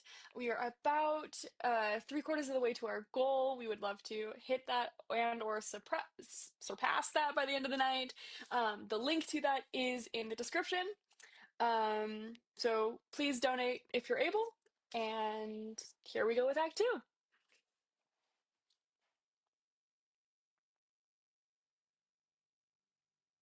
Exterior, Hotel Lafayette, Matrix, day. Neo squints into the sun that seems unnaturally bright. He's the only one without sunglasses. Do you now understand what it means when we say, if you're not one of us, you're one of them? The agents, they're sentient programs. They can commandeer any software hardwired to the mainframe. Anyone that is still in a power plant. That is why we try to be invisible in the Matrix. The best hacking is always traceless. Cypher and Trinity move away from them, securing the perimeter. As Cypher passes a garbage can, he surreptitiously drops something inside. It is a cellular phone, and we watch the blue display as the line connects. An early 1970s black Lincoln Continental emerges from a corrugated roll-up garage. Morpheus and Neo get in. Interior, Lincoln Continental, Matrix, day. An enormous man is waiting for them. A wad of chewing tobacco bulges his cheek. He spits into a Coke can. Morpheus, been a long time coming. You're looking well, Mojo. Mojo coughs a brown, cankerous laugh, juice speckling his chin and shirt. He stares at Neo. You bringing us geriatrics now, Morpheus?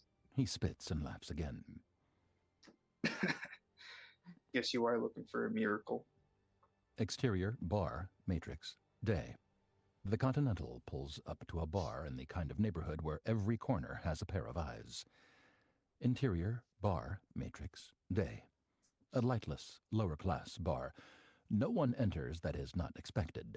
The front doors open in a brilliant burst of sunlight as Mojo leads Morpheus and Neo inside. Neo looks around, his eyes adjusting to the darkness. Mojo talks to the bartender, then looks over. All right, it's cool. Go on back. They weave their way to the back of the bar, the sticky floor snapping under their feet. A monolith of a man rises from his stool as they walk up. He moves to the side, opening the heavy iron door behind him. They descend the basement staircase toward the single bare bulb at the bottom, hanging above the only door. Interior, basement, Matrix, day. A high-tech laptop and modem are set up on a stack of milk crates. Neo waits as Morpheus types in a series of access codes. After a moment, the screen blinks. Welcome, Morpheus. Morpheus walks back to the same door they entered, but it now leads into Interior, Temple of Zion, Matrix, day. The walls and floors are polished marble. Neo follows, his mouth agape. What happened? This is the temple. It's a part of Zion's mainframe. It's hidden inside the Matrix so that we can access it. Two priestesses are waiting in the antechamber. Hello, Morpheus. We've been expecting you. Okay? You're on your own. Go with them. They take Neo by the arm, leading him down a hall into another room. Wait here, among the other potentials. Interior, Room of Potentials, Matrix, day. Neo enters and finally understands the attention given to his age. The potentials are all little children. The room feels at once like a Buddhist temple and a kindergarten class. The children's heads are either shaved or thick with dreadlocks. Some are playing, others meditating or practicing their gift. Neo watches a little girl levitate wooden alphabet blocks. A skinny boy holds a spoon which sways like a blade of grass as he bends it with his mind. Neo crosses to him and sits. The boy smiles as Neo picks up a spoon and tries to imitate him. Despite his best efforts, Neo cannot make it bend. Your spoon does not bend because it is just that, a spoon. Mine bends because there is no spoon, just my mind. Neo watches as it curls into a knot. Link yourself to the spoon, become the spoon, and bend yourself. Neo nods, again holding up his spoon. There is no spoon. Right. He concentrates. The spoon begins to bend just as the priestess touches his shoulder. The Oracle will see you now. Spoon Boy smiles. Interior shrine matrix day. Neo enters nervously. Beneath his feet is a path of the zodiac leading to marbled stairs that rise to a dais and a three-legged throne. The throne is empty.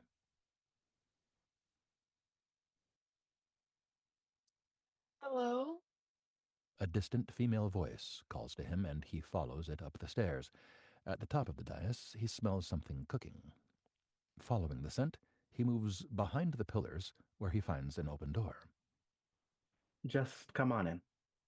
He walks through a vestibule where he sees a fabulous moonstone headdress and velvet robes.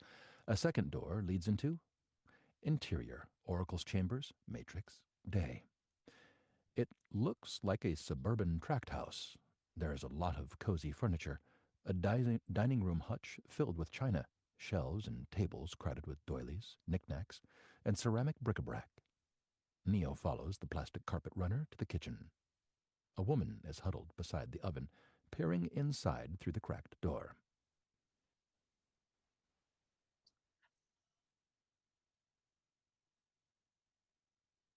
I know. You're Neo. Be right with you. You're the Oracle. Bingo. I gotta say, I love seeing you non-believers. It's really a relief. All that pomp and circumstance just plain tuckers me out. Almost done. Smell good, don't they? Yeah. I'd ask you to sit down, but you're not going to anyway. And don't worry about the vase. Vase. He turns to look around, and his elbow knocks a vase from the table. It breaks against the linoleum floor. That vase. I'm sorry. She pulls out a tray of chocolate chip cookies and turns. She is an older woman, wearing big oven mitts, comfortable slacks, and a print blouse. She looks like someone's grandma. I said don't worry about it. I'll get one of my kids to fix it. How did you know? She sets the cookie tray on a wooden hot pad. What's really going to bake your noodle later on is, would you still have broken it if I hadn't said anything? Smiling, she lights a cigarette. You're cuter than I thought. I see why she likes you. Oh. Not too bright, though. She winks. You know why Morpheus brought you to see me? I think so. So, what do you think? You think you're the one? I don't know. She gestures to a wooden plaque, the kind every grandma has, except that the words are in Latin. You know what that means? It's Latin. Means know thyself. She puts her cigarette down. Well, let's have a look at you. She widens his eyes, checks his ears, then feels the glands in his neck. Open your mouth. Say ah. She nods, then looks at his palms. You sure got the gift, but it's tricky. I'd say the bad news is you're not the one. Still got a lot to learn. Maybe next life. What's the good news? Same as the bad news. You're not the one. Is that it then? No. Here. She picks up the tray of cooling cookies. You better take a cookie. Got a big day ahead of you. He eyes her, then takes a cookie. Make a believer out of you yet. Interior, antechamber, matrix, day. Morpheus rises from a bench as the priestess escorts Neo out. When they are alone, Morpheus puts his hand on Neo's shoulder. You don't have to tell me anything, Neo, because I already know what she said. You do? I brought you so that you could hear it for yourself. knew it would help. Neo finishes his cookie. No one will ever ask you because it is a gift from her. It is for you and you alone. Exterior, city street, Matrix, day. Storm clouds shroud the streets as the sky turns jaundice. Cypher nervously glances down the surrounding streets. He notices several unmarked white vans. He mops the sweat from his forehead, when Trinity sees the black Lincoln. Here they come. Interior, main deck. In the hovercraft, we see the sweat rolling down Cypher's face and neck. Tank is typing rapidly at the keyboard. Weird. This area never has this much activity. Exterior, Hotel Lafayette, Matrix, day. Apoc opens the side door, and they enter the hotel. Interior, room 1313, Matrix, day. Mouse's cellular rings. Welcome to Movie Phone. They're on their way. Right. The phone flips shut as he jumps up. Let's get to work. Interior, Hotel Lafayette, Matrix, day. Light filters down the throat of the building through a caged skylight at the top of the open elevator shaft. 4 figures glide up the dark stairs that wind around the antique elevator. Neo notices a black cat, a yellow, green-eyed shadow that slinks past them and pads quickly down the stairs. A moment later, Neo sees another black cat that looks and moves identically to the first one. Oh, deja vu. Those words stop the others dead in their tracks.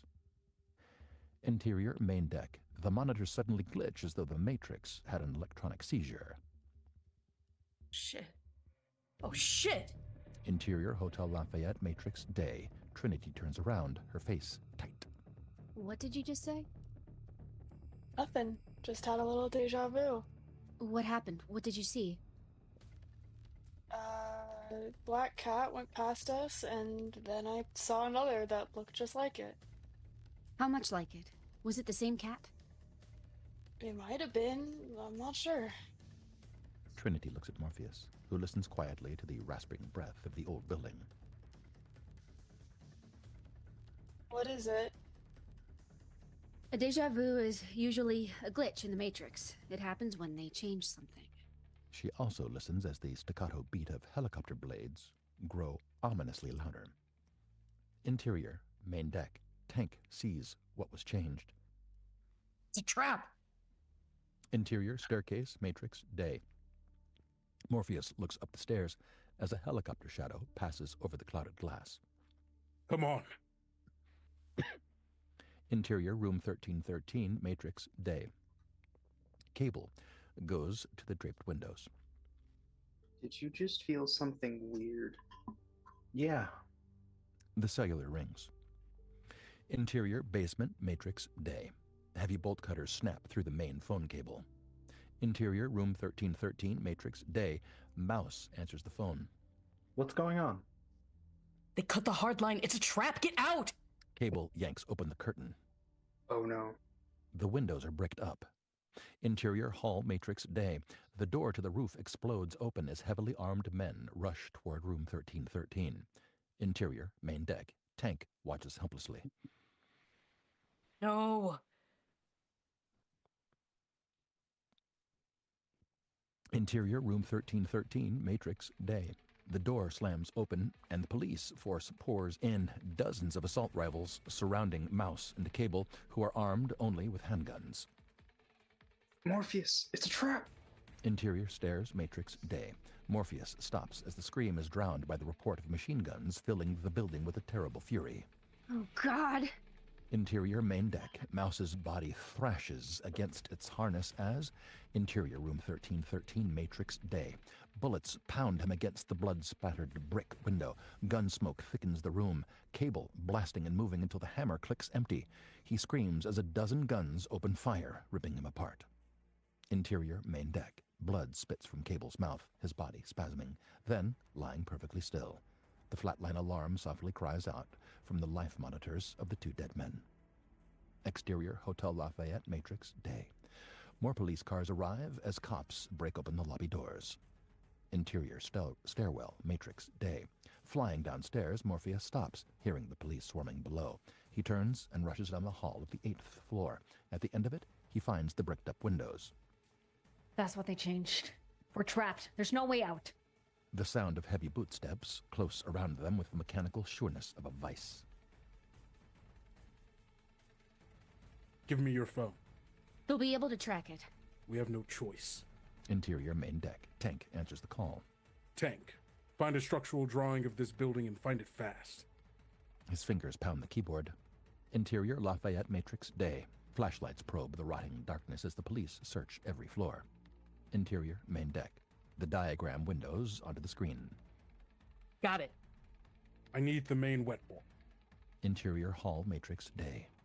Agent Smith pauses, his hand going to his earpiece. Interior room 808 Matrix Day. Morpheus is guided by Tank. Now left. That's it in front of you. Good. He cuts off the phone. Interior hall Matrix Day. Agent Smith hears the line click dead. 8th floor. They're on the 8th floor. Interior hall Matrix Day. Agent Brown hears Smith on his earphone. 8th floor, move. Interior stairwell Matrix Day. Cops flood the 8th floor, rushing everywhere. Interior room 808 Matrix Day. Several cops sweep through the room. It is empty. As they pass the bathroom, we see a man-sized hole smashed through the plaster and lath. Interior wall Matrix Day. They are inside the main plumbing wall, slowly worming their way down the greasy black stack pipes. Above them, light fills the hole they made to get inside. Interior hall Matrix Day. Brown turns to Smith. Where are they? Interior room 608 Matrix Day. The cops search in silence, straining for a clue when one hears something strange near the bathroom. Interior wall Matrix Day. Cypher has slipped and is wedged between the wall and several thick supply pipes. Interior room 608 Matrix Day. The cop leans in, his ear almost against the thin membrane of plaster separating them. He can hear whispers, hisses, and a grunt when the wall suddenly bulges, shatter, cracking as the cop realizes They're in the walls! Interior wall Matrix Day. Neo pulls Cypher free just as the cop opens fire, bullets punching shafts of light like swords into the box of soot-black space. Interior room 608 Matrix Day. The cop keeps firing, his flashlight strapped to his gun barrel, lighting up the wall until a bullet spits out his forehead. Agent Smith watches the body fall with a thud. Are orders that hard to follow? I'll say it again. Morpheus must be taken alive. Understood. Interior wall Matrix Day. They're almost falling, they're climbing so fast. Above them, plaster is smashed open as crumbling bits shower down on them, filling the crawlway with dust. Interior room 608 Matrix Day. Agent Smith looks into the open wall at the exposed intestines of the building and realizes where they are going. How like a rodent. Interior wall Matrix Day. Just below, a rifle butt smashes open the wall, light raking across the lath. I got him! I got him! Trinity finds her gun first. Bullet holes pop out the wall as she strafes the room, sending cops diving for cover. They continue, Trinity exposed for a moment, when a creeping cop smashes a fist through and grabs a fistful of her hair. He starts to yank her out when Neo kicks, his boot bursting through plaster and splintering lath, knocking the cop out. And then they quickly sink out of sight. Interior basement Matrix Day. This part of the basement, a dark concrete cavern, was the main mechanical room. There are 4 enormous boilers, dinosaur-like technology that once pumped hot water like arteries. Black and bloody, they squeeze out from the ceiling into the tangled web of pipes. Their enemies are waiting for them. Blinding light cuts open the darkness as gas-masked figures fire grenade launchers. Smoke blossoms from the green metal canisters. Morpheus never stops moving. Searching the floor, he finds what he needs, the cover of the catch basin. Cypher watches him pry open the gate when a gas can bounces near him. Come on. Cypher seems to trip as the cloud envelops him. Interior main deck. Cypher's body begins to shiver uncontrollably. Nerve gas. Interior basement Matrix Day. Morpheus watches Cypher disappear into the smoke, then follows the others down the wet black hole. Interior catch basin Matrix Day. They crawl through greasy black water in a 3-foot diameter pipe that feeds into the sewer main. Interior basement Matrix Day. gas-masked apparitions find the open hole. Exterior, Hotel Lafayette Matrix, day. Cypher is carried out, handcuffed, his body still shaking, mucus bubbling out his nose. As he is led past Agent Smith, it almost seems that both men smile. We have them now. Interior, sewer main, Matrix, day. Neo punches out the screen and then spills down into the main water drop. Oily water forms around them as they wade across the man-made underground river toward the surface catwalk. Neo is about to pull himself out when he sees them coming. Flashlights and laser sights sweep them as cops in helmets and heavy armor, looking more machine than human, fill both ends of the tunnel. There is a single manhole cover above them. Morpheus whispers to Trinity. You have to get Neo out, understand? That's all that matters now. Morpheus, don't. He must get out. Do you understand me? She nods. A font of water erupts as Morpheus leaps for the manhole ladder, his coat flying open like the wings of a manta ray. There he is! That's him! Pools of light wash over him as he hauls himself to the surface. He's heading in the street! Trinity urges the others to follow her. Grabbing Neo, they wade quietly away from the chaos. Exterior, street, Matrix, day.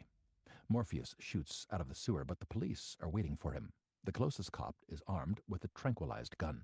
He fires, but Morpheus is too fast, using the manhole cover as a shield, blocking the darts, then frisbeeing it into the cop's armored chest, knocking him off his feet. The cops lunge at him, but every part of his body is a deadly weapon moving with impossible speed. It seems he might fight his way out when he throws a spinning kickback fist that is caught by Agent Smith. So, we meet at last. And you are? Smith. I am Agent Smith. You all look the same to me. I've been waiting for this moment.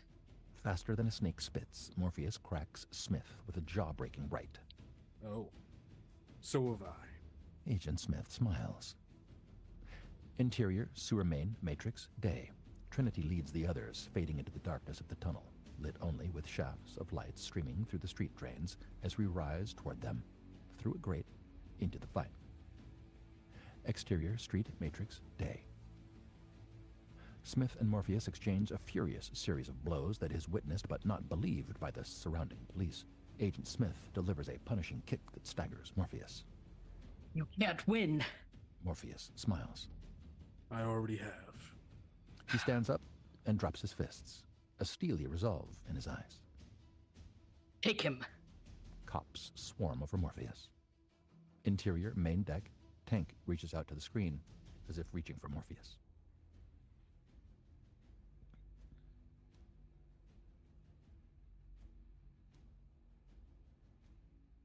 No! Exterior, Hotel Lafayette, Matrix, day. Cuffed and beaten, Morpheus is thrown into a caged transport vehicle. The door clangs shut. Agent Jones finds Agent Smith. The others were lost. You've taken care of Reagan. Agent Jones nods. And the others do not matter. Exterior, street, Matrix, day. A manhole cover cracks open. Two eyes peek out just as a truck rattles over it. The thunder dopplers away, and the cover opens. Neo, Trinity, Switch, and Apoc climb out. Trinity pulls a waterlogged phone from her pocket. We need a phone. Interior, main deck. Tank is again at the monitors, searching the Matrix. We gotta find the others. They're still alive. The phone rings. Operator. I need an exit. Fast. Cypher. I thought they had you. Exterior, street, Matrix, day. Cypher is standing at a public phone. Across the street is the burning paddy wagon that appears to have collided with an oncoming car. There was an accident. A fucking car accident. All of a sudden, boom, and they're all dead. I still got the shakes, but Jesus, someone's going to make a believer out of me. Interior, main deck. Dozer spots the wreck. There he is. I got you. Just get me out of here. Exterior, street, Matrix, day. Tank. Nearest exit is Franklin and Erie, an old appliance store. Cypher hangs up and smiles as the fire trucks arrive. An actor, definitely. Interior, main deck. The phone rings. Tank answers. Operator. Tank, it's me. Exterior, street, matrix, day. They are outside a pawn shop. Trinity has a new cellular. We need an exit. Gotcha. You're not far from Cypher. Cypher, I thought... So did we. That boy's got 9 lives. I sent him to Franklin and Erie. Got it. She hangs up. Exterior, street, matrix, day. Running, Cypher turns onto Erie. Interior, appliance store, matrix, day. Dead machines, eviscerated and shrouded with dust, lay on metal shelves like bodies in a morgue. Plywood covering a small window is ripped off, and Cypher crawls inside. Deep in the back room, a phone that has not rung in years begins to ring. Interior, main deck. Tank punches the exit command. Got him. Cypher's body twitches in its harness, jerking itself awake. His eyes blink open. Dozer unplugs him. System check looks fine. Cypher stands, a raspy cough spewing from his lungs. Exterior, street, matrix, day. Trinity sees the appliance shop. Interior, main deck. Cypher holds his chest. You okay?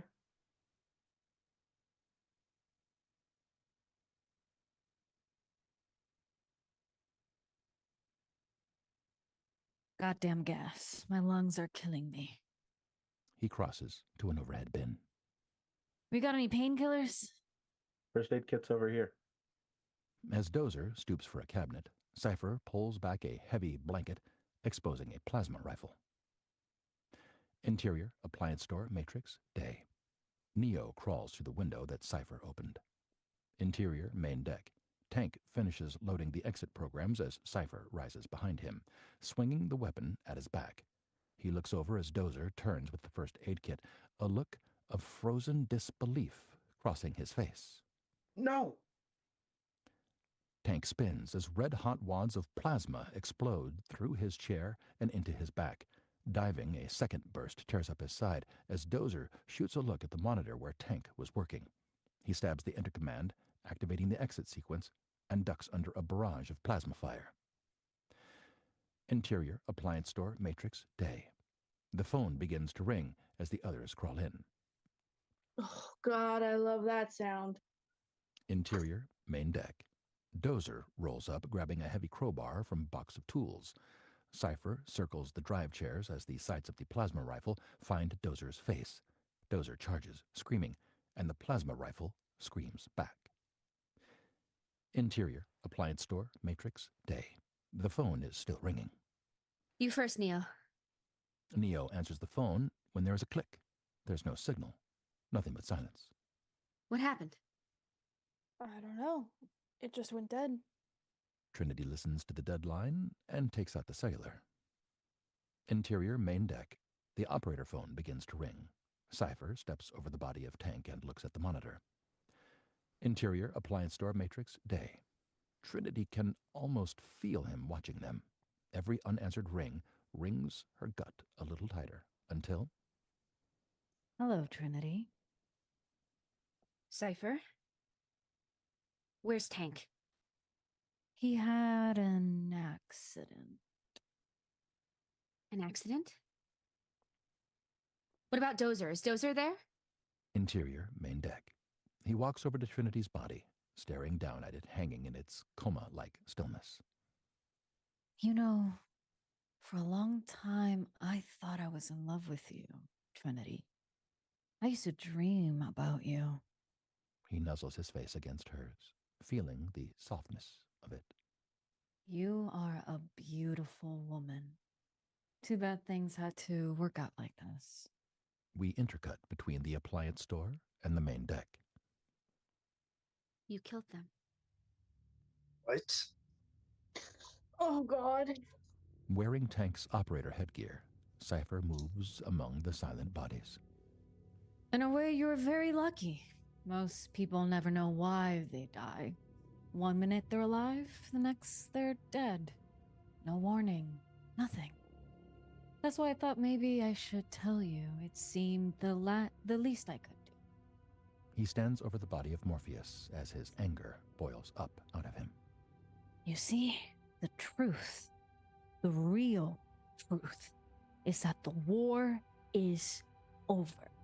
It's been over for a long time. And guess what? We lost. Do you hear that? We lost the war.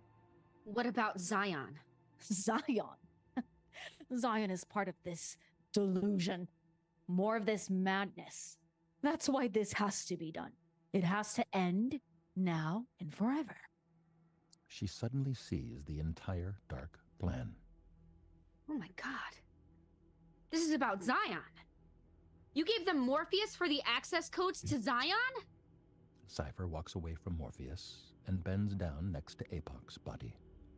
You see, Trinity, we humans have a place in the future. But it's not here. It's in the Matrix. The Matrix isn't real. Oh, I disagree, Trinity. I disagree. I think the Matrix is more real than this world. I mean, all I do is pull a plug here, but there, you watch a man die. He grabs hold of the cable in Apoc's neck, twists it, and yanks it out. You tell me which is more real. Apoc seems to go blind for an instant, a scream caught in his throat, his hands reaching for nothing, and then he falls, dead. Switch screams. Welcome to the real world, right? He laughs. Somehow, some way, you're gonna pay for this. Pay for it. I'm not even going to remember it. It'll be like it never happened. The tree falling in the forest, it doesn't make a sound. His hand slides around the neck of Switch as he takes hold of her plug. She suddenly feels her body severed from her mind as she is murdered. God damn you, Cypher! Don't hate me, Trinity. I'm just a messenger. And right now, I'm going to prove that the message is true. He stands over Neo. If Morpheus was right, then there's no way I can pull this plug, is there? She turns to Neo, eyes wide with fear, and she knows he is next. If he is the one, then the next few seconds, there has to be some kind of miracle to stop me. Because if he dies like the others, that means Morpheus was wrong. How can he be the one if he's dead? He takes hold of the cord when she hears an explosion and a scream. Cypher is on the ground, his left leg blown off at the knee. He rolls over and finds Tank on the ground and the sights at the plasma rifle. How's it feel, Cypher, knowing you're about to die? It's Tank! He's alive! Cypher lunges for Neo's plug just as Tank blows his head off. Interior, appliance store, Matrix, day. They're both listening, trying to figure out what is happening, when the store phone starts to ring. Trinity smiles, tears moistening her eyes as Neo throws his arms around her. For a moment, it looks as if they might kiss, before Trinity lets go. We should hurry. Yeah. Right. Interior, main deck. Trinity's eyes open, a sense of relief surging through her at the sight of the ship. As Tank unplugs her, she sees his charred wounds. Tank, you're hurt. I'll be all right. Dozer? His face tightens. I'm sorry, Tank. Exterior, Nico Hotel, Matrix, day. A Japanese luxury hotel in downtown Chicago. A military helicopter sits down on the roof. Heavily armed Marines begin to deploy. Agent Jones gets out of the helicopter, flanked by columns of Marines. They open the roof access door and enter the top floor maintenance level of the hotel. Interior, top floor, Matrix, day. They get in the elevator. At every door, at least 2 Marines stop and post guard. Interior, hall, Matrix, day. They exit the elevator and walk to the presidential suite. The final 2 Marines post guard. Interior, presidential suite, Matrix, day. Inside, he finds Agent Smith. There is a problem. Reagan has failed to secure the hardware. Agent Smith stares out the window. Never send a human to do a machine's job. But if Reagan has failed, why haven't they pulled the plug? Haven't you learned by now that it is impossible to understand why they do the things they do? He turns. Continue as planned. Trace a signal to locate their position and deploy an extermination unit. Morpheus is handcuffed to a chair, stripped to the waist. He is bleeding from numerous wounds and is pumped full of serum, alternately shivering and sweating. He is hooked up to various monitors with white disc electrodes. Agent Brown begins running a trace program. Interior, main deck. Neo looks at Morpheus, whose body is covered with cold sweat. What are they doing to him? Cracking his mind. How? They inject virus-like serums to break down the system. It's like cracking into a computer. Well, it takes its time. How much time? Depends on the mind. Eventually, it will crack, and his alpha pattern will change from this to this. Tank punches several commands on Morpheus's personal unit. The monitor waves change from a chaotic pattern to an orderly, symmetrical one. When it does, Morpheus will tell them anything they want to know. The access codes to Zion.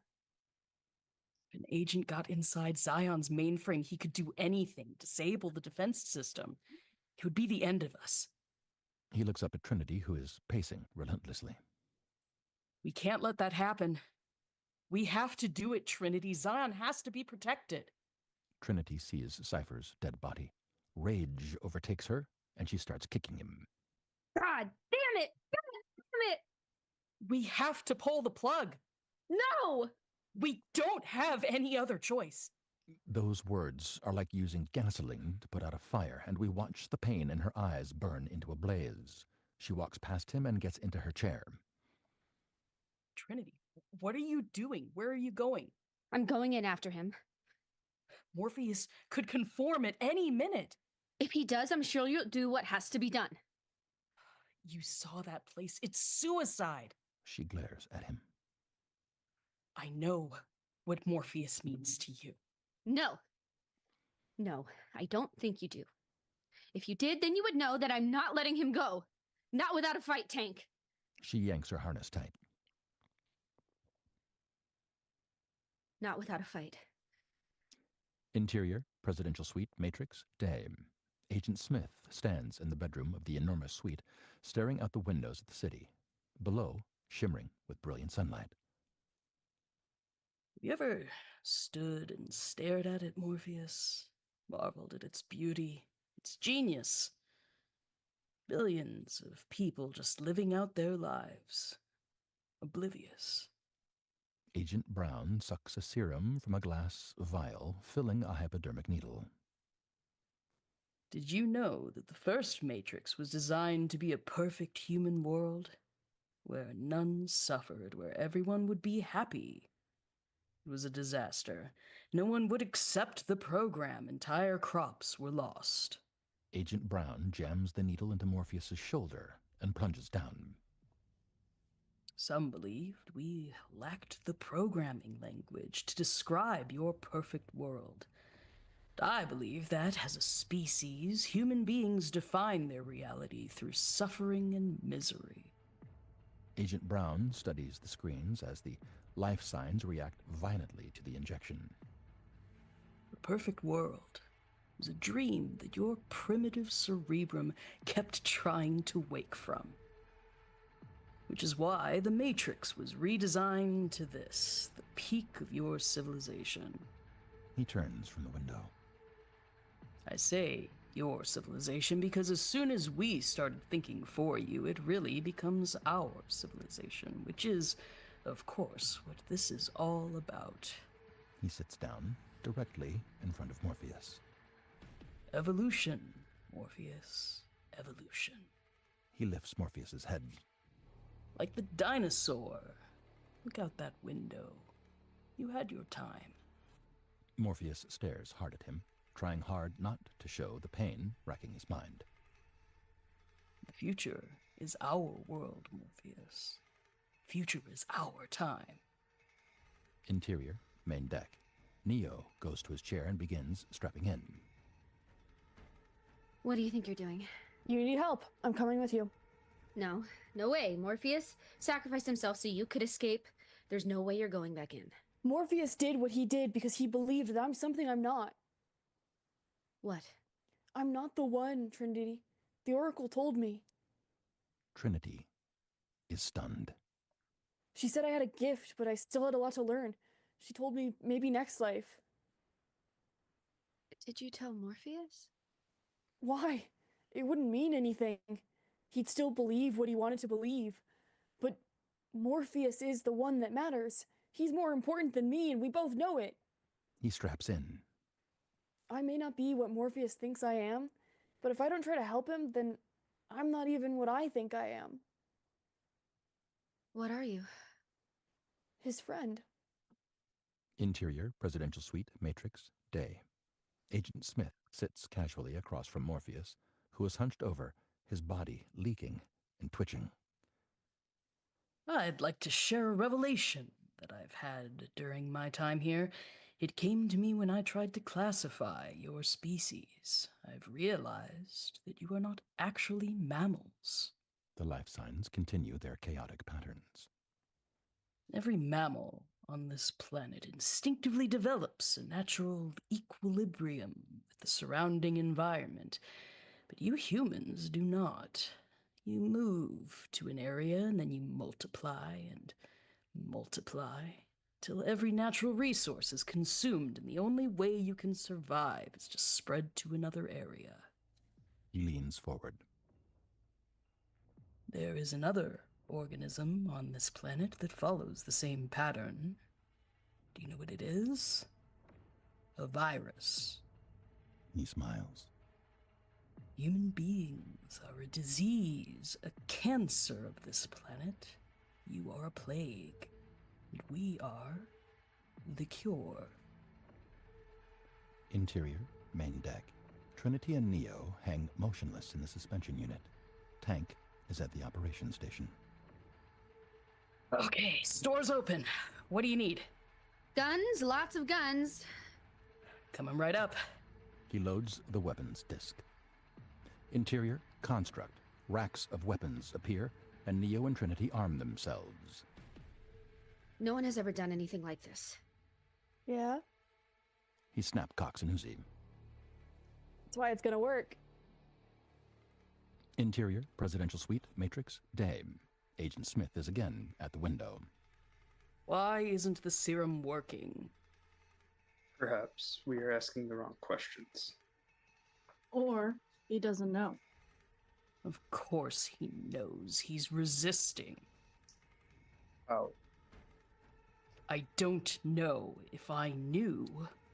Agent Smith hides his nodding fist. He is becoming angry. It is something that isn't supposed to happen to agents.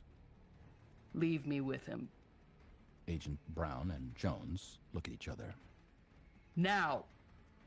Interior, main deck. Tank sits down beside Morpheus, whose face is ashen, like someone near death. He takes hold of his hand. Oh, Morpheus, they're coming for you. They're coming. Exterior, Nico Hotel, Matrix, day. A dark wind blows. Interior, Nico Hotel, Matrix, day.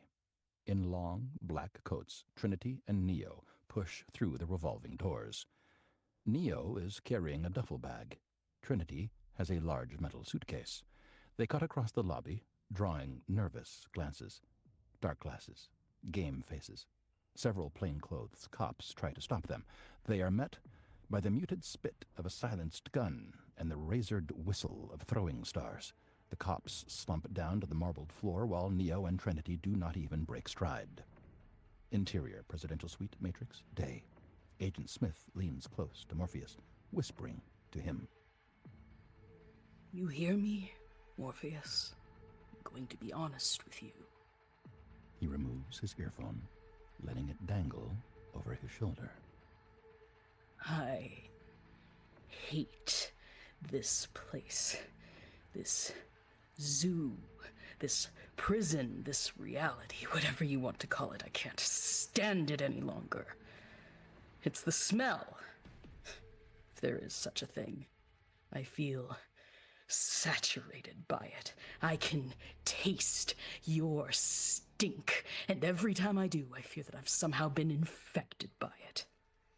He wipes sweat from Morpheus's forehead, coating the tips of his fingers, holding them to Morpheus's nose. Repulsive, isn't it? He lifts Morpheus's head, holding it tightly with both hands. I must get out of here. I must get free. In this mind is the key, my key. Morpheus sneers through his pain. Once Zion is gone, there's no need for me to be here. Do you understand? I need the codes. I have to get inside Zion.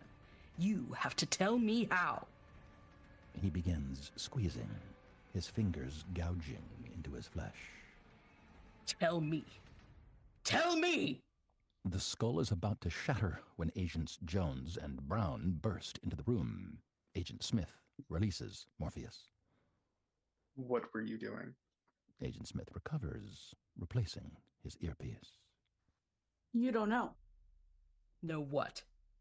Agent Smith listens to his earphone, not believing what he is hearing. Interior, elevators, Matrix, day. They get in. Trinity immediately drops and opens the suitcase, wiring a plastique and napalm bomb. Beneath their trench coats, is an arsenal of weapons slung from climbing harnesses. Neo hits the emergency stop. He pulls down part of the false ceiling and finds the elevator shaft access panel. Interior, presidential suite, Matrix, day. Agent Jones looks at Morpheus. I think they're trying to save him. Interior, elevator shaft, Matrix, day. Neo ratchets down a clamp onto the elevator cable. Both of them lock on. He looks up the long, dark throat of the building and takes a deep breath. There is no spoon. Neo whips out his gun and presses it to the cable, lower than where they attach themselves. Boom! The cable snaps. The counterweights plummet, yanking Trinity and Neo up through the shaft as the elevator falls away beneath them, distending space, filling it with the sound of whistling metal as they soar to the top. Interior, lobby, Matrix, day. The elevator hits the bottom. Ba-boom! The massive explosion blows open the doors, fire clouds engulfing the elevator section of the lobby. Interior, presidential suite, Matrix, day. The agents hear the blast and fire alarms. Lower level. They are actually attacking. Interior, elevator shaft, Matrix, day. Hanging by a rope, Trinity hot wires the panel for the door. Interior, top floor, Matrix, day. Nervous, the Marines watch as the elevator dings softly and slides open. Black smoke rises out of the exposed shaft. The nearest Marine eases to the edge, peering down at the churning blaze engulfing the lower levels. He does not see Trinity and Neo above him until it is too late. Crack! Neo kicks, knocking the Marine flying down into the shaft. Before the others can react, Trinity flips out into the hall, decking the nearest Marine. Neo cracks another. The fight is over before it begins. Interior, presidential suite, Matrix, day. An enormous explosion thunders above them, shaking the building. The alarm sounds. Emergency sprinklers begin showering the room. Agent Smith smashes a table. Damage them and destroy them! Agent Jones nods and touches his earpiece. Exterior roof, Matrix, day. The roof access tower is now engulfed in flames as Neo and Trinity lay waste to a dozen more Marines. Guns and knives like extensions of their bodies, used with the same deadly precision as their feet and their fists. Across the roof, the pilot inside the Army helicopter watches the ferocious onslaught. I repeat, we are under attack. Suddenly his face, his whole body dissolves, consumed by a spreading locust-like swarm of static as Agent Jones emerges. Just as she drops the last Marine, Trinity sees what's coming. Neo sees her, the fear in her face, and he knows what is behind him. Screaming, he whirls, guns filling his hands with thought speed. Fingers pumping, shells ejecting, dancing up and away. We look through the sights and gun smoke at the agent, blurred with motion until the hammers click against empty metal. Trinity! Agent Jones charges. Help! His gun booms as we enter the liquid space of bullet time. The air sizzles with wads of lead like angry flies as Neo twists, bends, ducks just between them. Agent Jones, still running, narrows the gap, the bullets coming faster until Neo bent impossibly back, one hand on the ground as a spiraling gray ball shears open his shoulder. He starts to scream as another digs a red groove across his thigh. He has only time to look up to see the barrel when Agent Jones, standing over him, pulls the trigger the final time. Click! Empty. Neo rolls, reaching for another gun, when a roundhouse kick snaps his jaw. Agent Jones grabs the gun and levels it at Neo. Only human. Suddenly, Agent Jones stops. Something is wrong. He scans the roof. Trinity is gone. Immediately, he whirls around and turns straight into the muzzle of her .45, jammed right into his head. Dodge this, motherfucker. Boom, boom, boom. The body flies back with a flash of mercurial light, and when it hits the ground, it is the pilot. Trinity helps Neo up.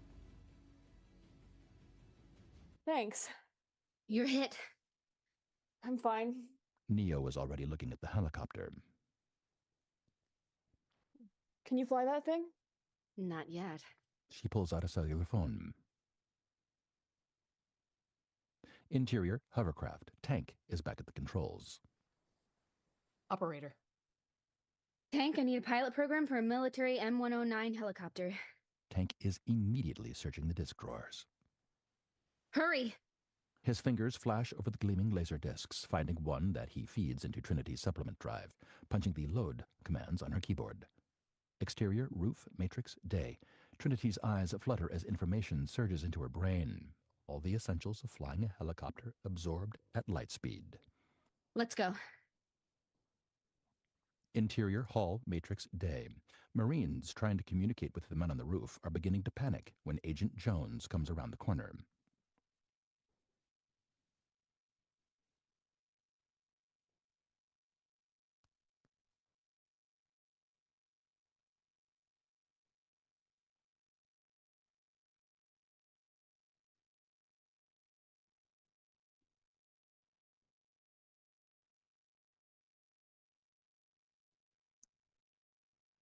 Sergeant.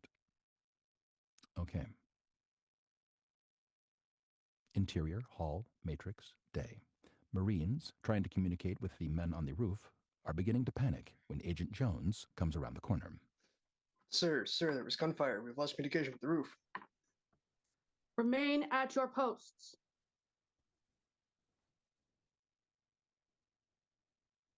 But sir, we should evacuate. You will do as you're ordered. Yes, sir. Agent Jones marches into the presidential suite. Interior, presidential suite, matrix, day. Agent Jones throws open the bedroom door and enters, walking through the puddles pooling in the carpet. Over the rushing water and the alarms, Agent Smith hears a sound and understands the seriousness of the attack. He turns to the wall of windows as the helicopter drops into view. Neo is in the back bay, aiming the mounted .50 caliber machine gun. No. The gun jumps, and bullets explode through the window in a cacophony of crashing glass as the agents go for their weapons. But Neo is too close, the .50 caliber too fast, and bullets are everywhere, perforating the room. Agent Smith is hit first, his body jackknifing back, blood arcing out with a sudden flash of light. Then Agent Brown, his gun still firing as his body falls. And finally Agent Jones. Neo stares at Morpheus, trying to will him into action. Get up, Morpheus, get up! Morpheus sits unmoving, his head still down. Neo grabs the climbing rope just as Marines burst into the adjoining room. He attaches only one end to his harness when they open fire. Quickly, he swings the gun, spraying the other room, windows shattering, furniture exploding, Marines diving for cover. Interior, hall, matrix, day. Just outside the presidential suite, 3 Marines blister with snow static. Interior, presidential suite, matrix, day. Morpheus lifts his face into the room's rain. His eyes, still white, begin to blink, twitch, then close. And when he opens them, they are again dark and flashing with fire. The agents knife into the room, firing even as Neo's bullet trails chase them. Morpheus strains at his handcuffs. The agents and the Marines turn the tide, blasting lead, ricocheting, pockmarking the copter. Firing wildly, Neo turns to see Morpheus rising, snapping the handcuffs, starting for the window. Agent Smith stops and sees Morpheus run past the open bedroom door. No! He fires, sweeping across the sheet-rocked wall in a perfect line. For an instant, we see the bullets shred, puncturing the wall, searing through the wet air with trails of chalk. And as Morpheus starts to dive for the window, a bullet buries itself in his leg, knocking him off balance. He won't make it. Morpheus lunges, out of control, as Neo spins, every move a whip crack, snapping the other rope end onto a bolted bar. Morpheus begins to fall when Neo hurls himself into the wide blue empty space, flying, for a moment, the rope snaking up behind him, an umbilical cord attached to a machine. As their two bodies set in motion, rushing at each other on a seemingly magnetic course until they collide, almost bouncing free of each other, arms, legs scrambling, hands searching in furious desperation, finding hold and clinging, until the line ends, snapping taut, cracking their fragile embrace. Morpheus tumbles, legs flipping over, falling down, the ground deliriously distant, as Neo snatches hold of his mentor's still handcuffed wrist. Gotcha! Trinity is already pulling the copter up and away as Agent Smith grabs the M16 from the nearest Marine. He'll bring them all down. Targeting the helicopter, he aims at something only he can see, the oil line. Punk, punk, punk. The rear hull is punched full of holes, and smoke and oil pours out like black blood. Shit, no! Neo is pulling Morpheus up to him when he hears the helicopter begin to die. Oh, fuck. Trinity throws the helicopter toward the roof of the nearest building. Morpheus and Neo cling to one another as they and the machine above them begin to fall. The engine grinds, the chopping blades start to slow, while the agents stand in the open, shattered window, watching the helicopter disappear behind taller buildings. Carried by its momentum, Trinity guides the parabolic fall over the nearest roof, where Neo and Morpheus drop safely, rolling free as the rope goes slack. Neo gets to his feet, trying to detach himself, but the helicopter is falling too fast, arcing over the roof like a setting sun. The coils of slack snap taut, yanking Neo off his feet, dragging him with ferocious speed toward the edge, even as Trinity lunges for the back door, her gun in one hand, grabbing for the rope with the other. Neo flies like a skipping stone, hurling straight at us when his feet hit the rain gutter, a fulcrum that levers him up just as Trinity fires, severing the cord from the helicopter, falling free of it as it smashes, blades first, into a glass skyscraper. Holding onto the rope, she swings, connected to Neo, who stands on the building's edge, watching her arc beneath him as the helicopter explodes. She bounces against a shatterproof window that spider cracks out while flames erupt behind her. Interior, main deck. Tank stares at the screen, his mouth agape. He's the one. He's gotta be. Exterior, rooftop, matrix, day. Neo pulls Trinity up into his arms, both shaking. They hold each other again. I knew it. I goddamn knew it. Morpheus! She runs at him, throwing her arms around him. Do you believe me now? He's the one. Who else could have done this? Morpheus, I know you won't believe me, but the Oracle told me I'm not the one. It doesn't matter if I don't believe you. His eyes light up. What matters is you don't believe her. Interior, main deck. The phone rings. Tank, get us out of here. Got one ready. Underground L stations, State and Balbo. See you soon. Line goes dead. Tank looks at the bodies and smiles. See you soon. Exterior, rooftop, matrix, day. The rope is all that remains. Agent Smith can barely control his anger. The trace was completed. We have their position. The extermination unit is in place. Order the strike. Agent Smith can't stand listening to them. He moves to the edge of the building, looking out at the surrounding city. Not out yet. Interior, L Station, Matrix, day. A metal gate is locked, the sign reading, station closed. Neo looks around, takes out a gun, and blows off the lock. In the moist underground distance, they hear the muted ring of a telephone. The phone is ringing inside a graffiti-covered booth.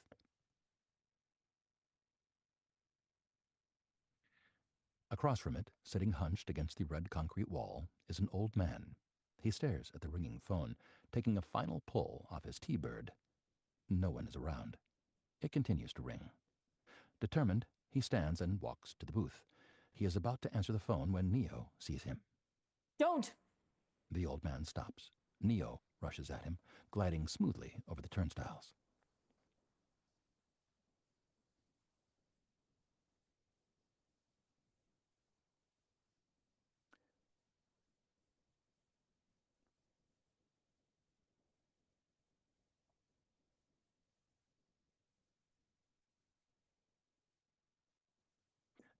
The old man stops. Neo rushes at him, gliding smoothly over the turnstiles. I'm sorry. I didn't mean... I'm sorry. I didn't mean... The old man is shaking, terrified. Neo looks at his gun. He glances over his shoulder, then eases back the hammer. Get out of here, okay? Run. Go. The old man nods, turns and hurries deeper into the urban cave, disappearing into the shadows as Trinity and Morpheus arrive. What happened? Was that... It was nobody. Neo turns to the ringing booth. Let's go. You first, Morpheus. Morpheus gets in and answers the phone. Lost in the shadow, the old man turns back and watches as Morpheus disappears, the phone dropping, dangling by its cord. His eyes grow wide, glowing white in the dark. Exterior, rooftop, Matrix, day. Agent Smith stares, his face twisted with hate. He will never be free of the Matrix. He starts to turn from the edge of the building when he suddenly hears it, his head whipping back around, staring. Interior, L Station, Matrix, day. As the old man stares, Trinity hangs up the phone. She turns to Neo, standing close enough to kiss him. Morpheus is right, you know. It doesn't matter what he believes or even what the Oracle believes. What matters is what you believe. I believe... He stares at the fullness of her lips. I want to kiss you. She smiles. I want to kiss you too. The phone begins to ring. But I want it to be real.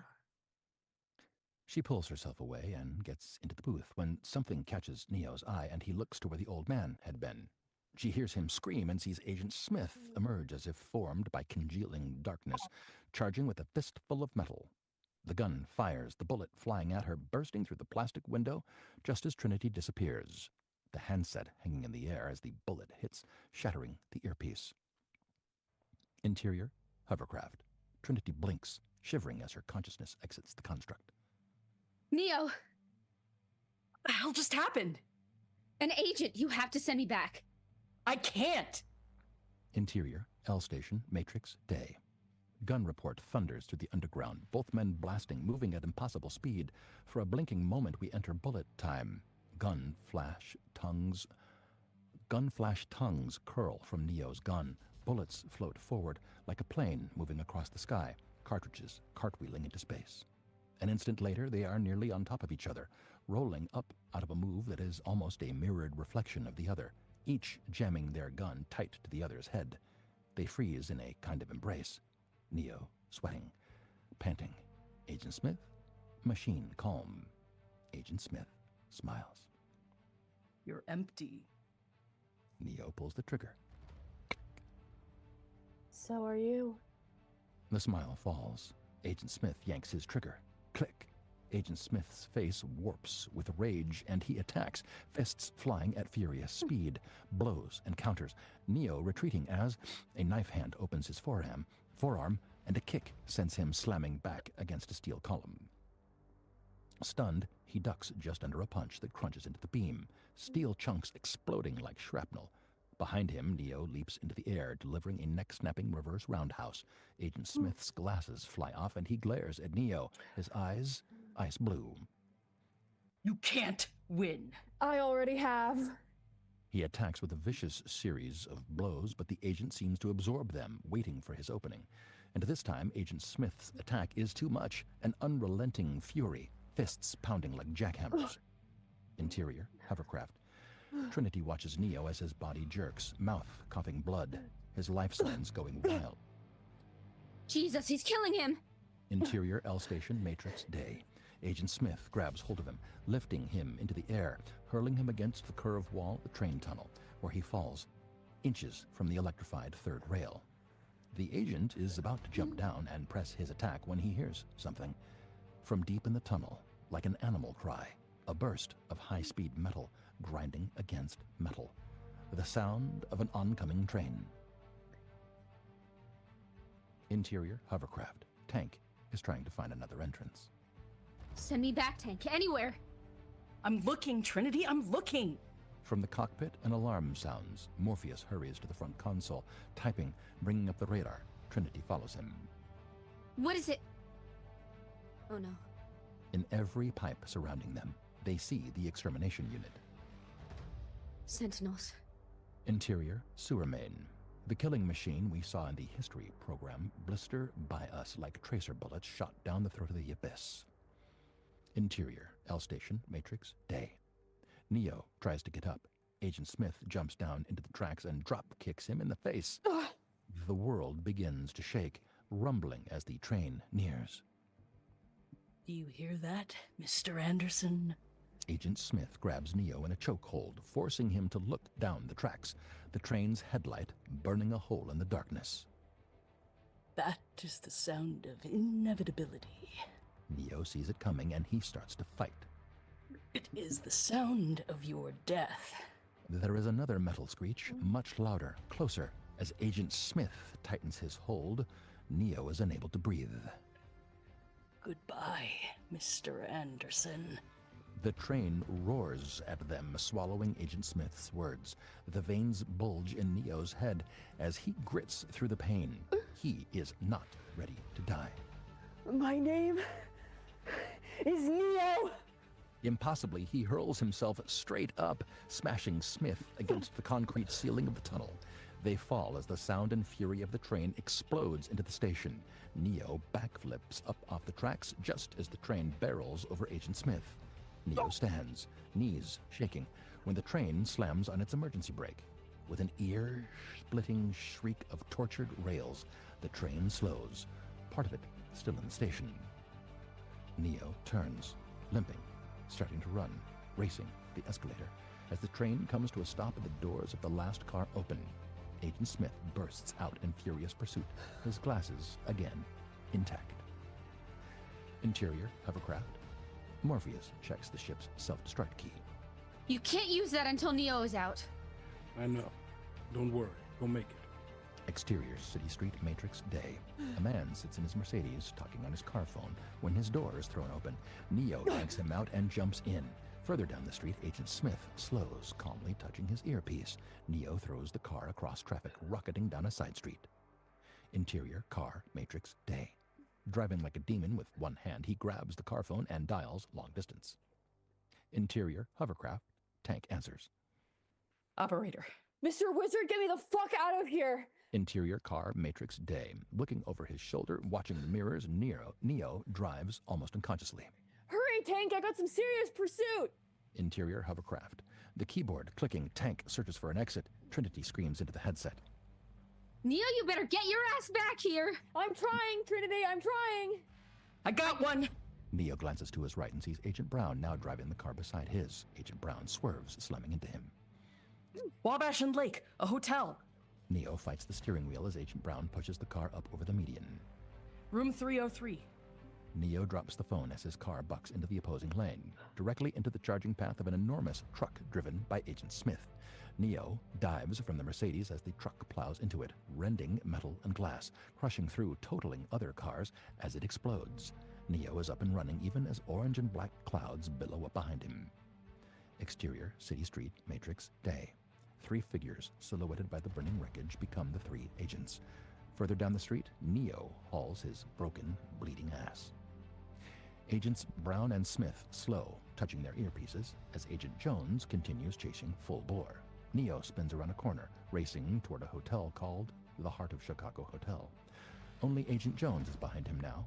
Neo dives into the alley. At the far end, he sees Agent Brown charging. Neo leaps for the fire escape and begins to climb. Interior, sewer main.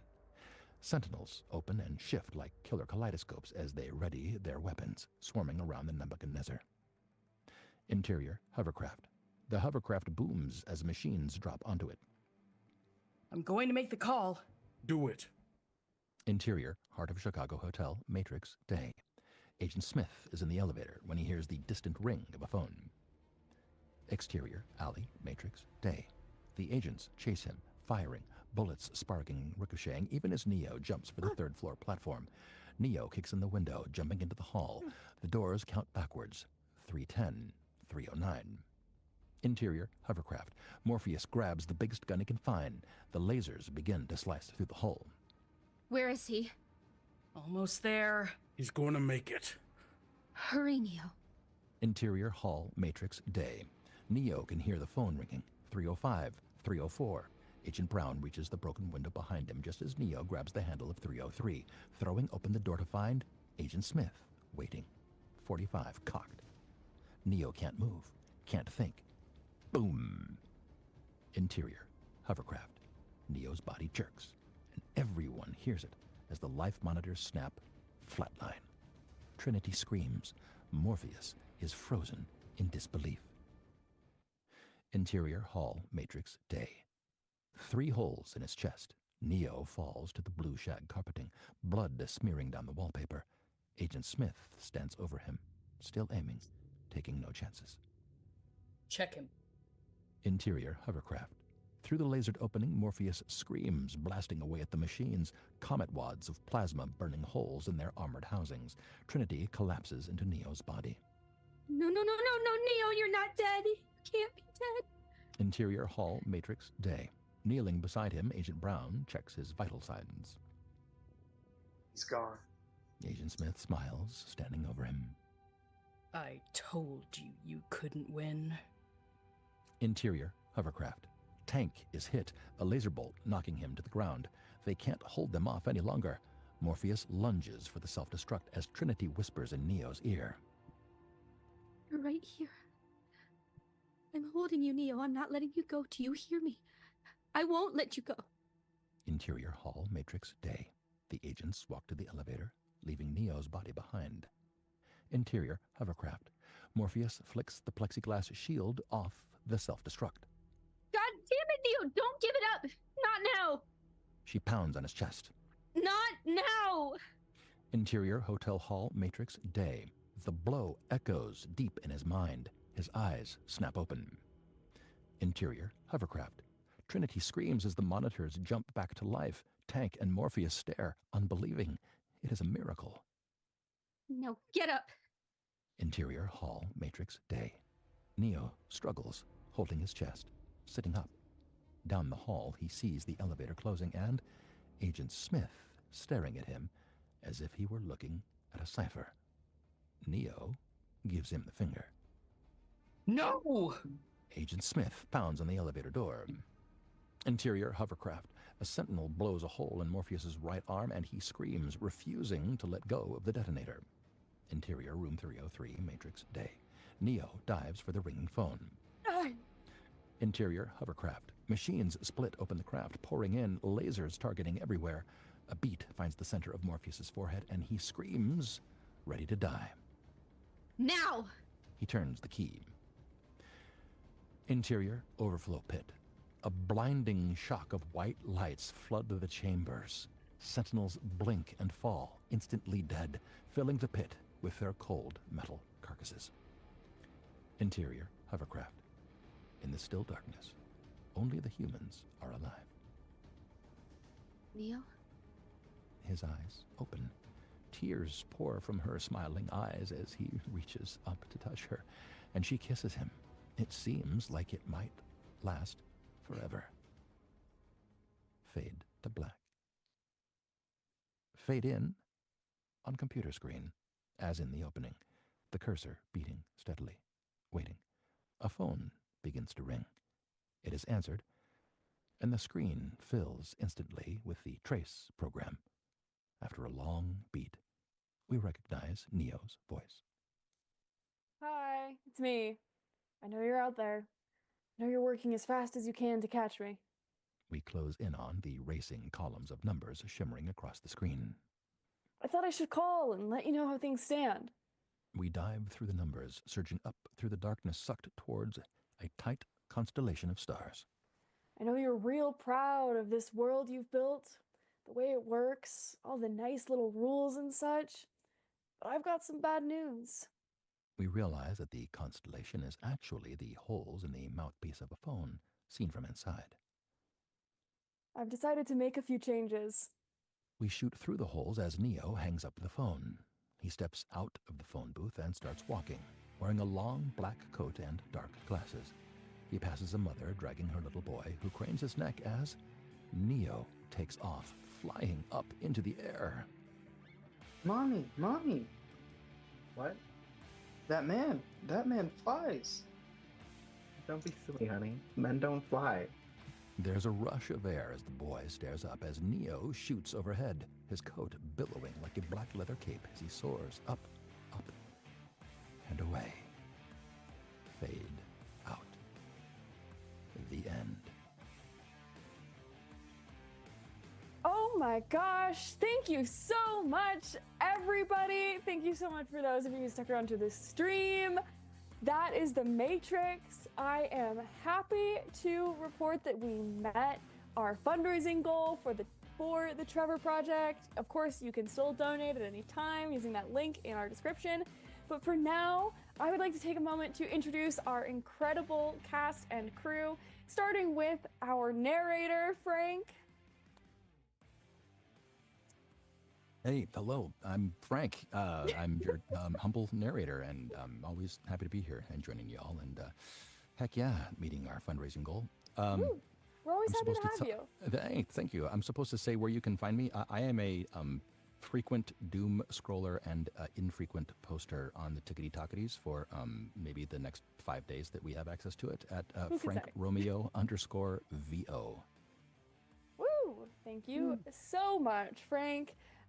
Next we have Kendo, who has been playing Morpheus. Kendo, come say hi. Where can the people find you? Hello, my name is Kendrick or Kendo, whichever you prefer. You can find me everywhere on the internet that matters at Kendo Makes Films. And if you happen to be within that, kind of cross-section of people who like this and also like actual plays and TTRPG stuff, you can find my actual play podcast, Tales Yet Told, wherever you get your podcast, and anywhere on the internet at Tales Yet Told. If you like The Matrix, definitely check it out, because I do a lot of that, so... We will be doing that. Thank you, Kendo. Our Trinity tonight has been the wonderful Kelly. Kelly, where can the people find you?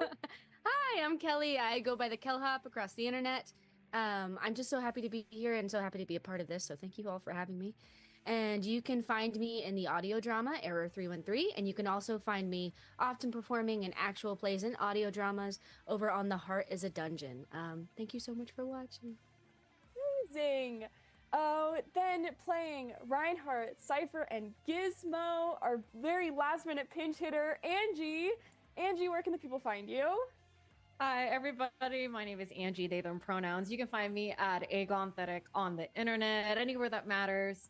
I'm also one of the main cast members over on Tales Archive for our ongoing Known Realm Solesh D&D campaign, episode 104 this upcoming Sunday, so every Sunday. Wow. At 5 p.m. Eastern Standard Time, and doing some TTRPGs and other stuff in many other places and future announcements to come. So this was an amazing opportunity to be able to kind of come in, at the 11th hour to help, and I'm so happy that I was able to get to do it with all of you guys. Yeah, we cannot overstate how much we appreciate you pinch hitting for us. Truly incredible stuff. Next, we have our master of crazy costume changes, playing Agent Smith, Tank, and that one old man. Kris, where can the people find you? Hey everyone, my name is Kris. My social handle is WizardWayKris. I translate shit into Elvish for a living. So if you like Elvish stuff or Lord of the Rings, I'm one of those creators. Definitely find me on Patreon, where I run a Elvish letter subscription service. So if you want to learn how to read Elvish and then practice once a month, I send letters out once a month to my Patreon subscribers. That is what I do. Woohoo! Next, rounding out our ensemble, we have Taters, who had to leave, unfortunately, but I think their ats and stuff will be in places where you can find it. And who do I have next in my copy? Dakota, also part of our ensemble. Dakota, where can the people find you? Hi, you can find me Alfrix Herald, all lowercase, no spaces, nothing. On TikTok mainly. That's about it though. Solid, love it. And then finally, rounding out our ensemble and also playing our Oracle was Dare. Dare, where can the people find you? Hi, hey, hello. Yeah, I was the Lieutenant du jour, Dozer, Mouse, Oracle, and Mommy. And if you want to call me Mommy in other places, you can find me at Dare to Dream RPG. That's DARE, the number 2, DREAM RPG. I am the internet's resident trans femme polyam menace. I am a game designer, AP performer, poet, musician, and like 17 other things. Namely, if you want to find me right now, check me out at Twitch. It is at Dare to Dream as well. And yeah, I'm playing, I don't know, a lot of video games. Come join me, hang out with me on Sunday. We'll play some Hollow Knight. But take care. I love that. Finally, I would be remiss if I did not shout out our incredible director and tech manager and everything, the guy that made this all happen, Sean. Sean, I don't know if there's anything you want to plug, but you deserve a shout out.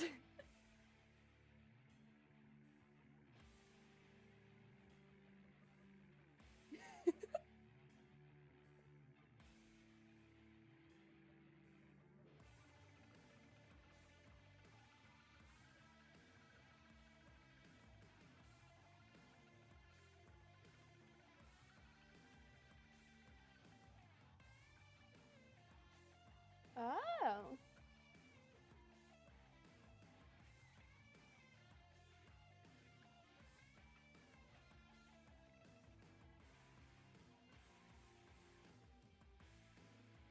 Okay.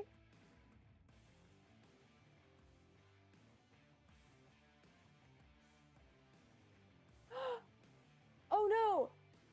Sean, you were still on whisper mode, and I can fix that. Let me just run the whole thing back. No! Amazing.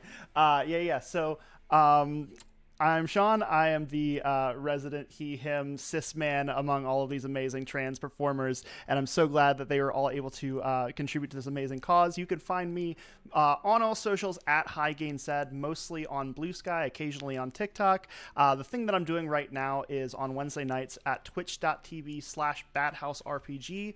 Myself, as well as Kendo, are part of a liminal horror actual play called Slumber, where we are people that are kind of trapped in this city where there are nightmares roaming the streets. So if you want to see me play a depressed line cook on the verge of death, come check that out. But otherwise, I appreciate all of you for showing up and for being part of this with us. It's been a blast. It's been truly an honor. I have been Morgan. I've been your Neo for the evening, as well as your MC. I'm not really on social much places, but you can find my writing over at beakerbarnes.substack.com, and you can listen to my podcast, Mutant Studies 101, which is a podcast all about reading the X-Men comics as if they were an academic text. If everything went according to plan while I was here, we should have had a new episode come out tonight with friend of the Script Readers Club, Justin Jordan, talking about the new Mutants movie. And if we did it, it comes out tomorrow. And right now you can go listen to an episode about the Deadpools. Thank you guys so much for being here, for donating. Once again, thank you to this incredible cast.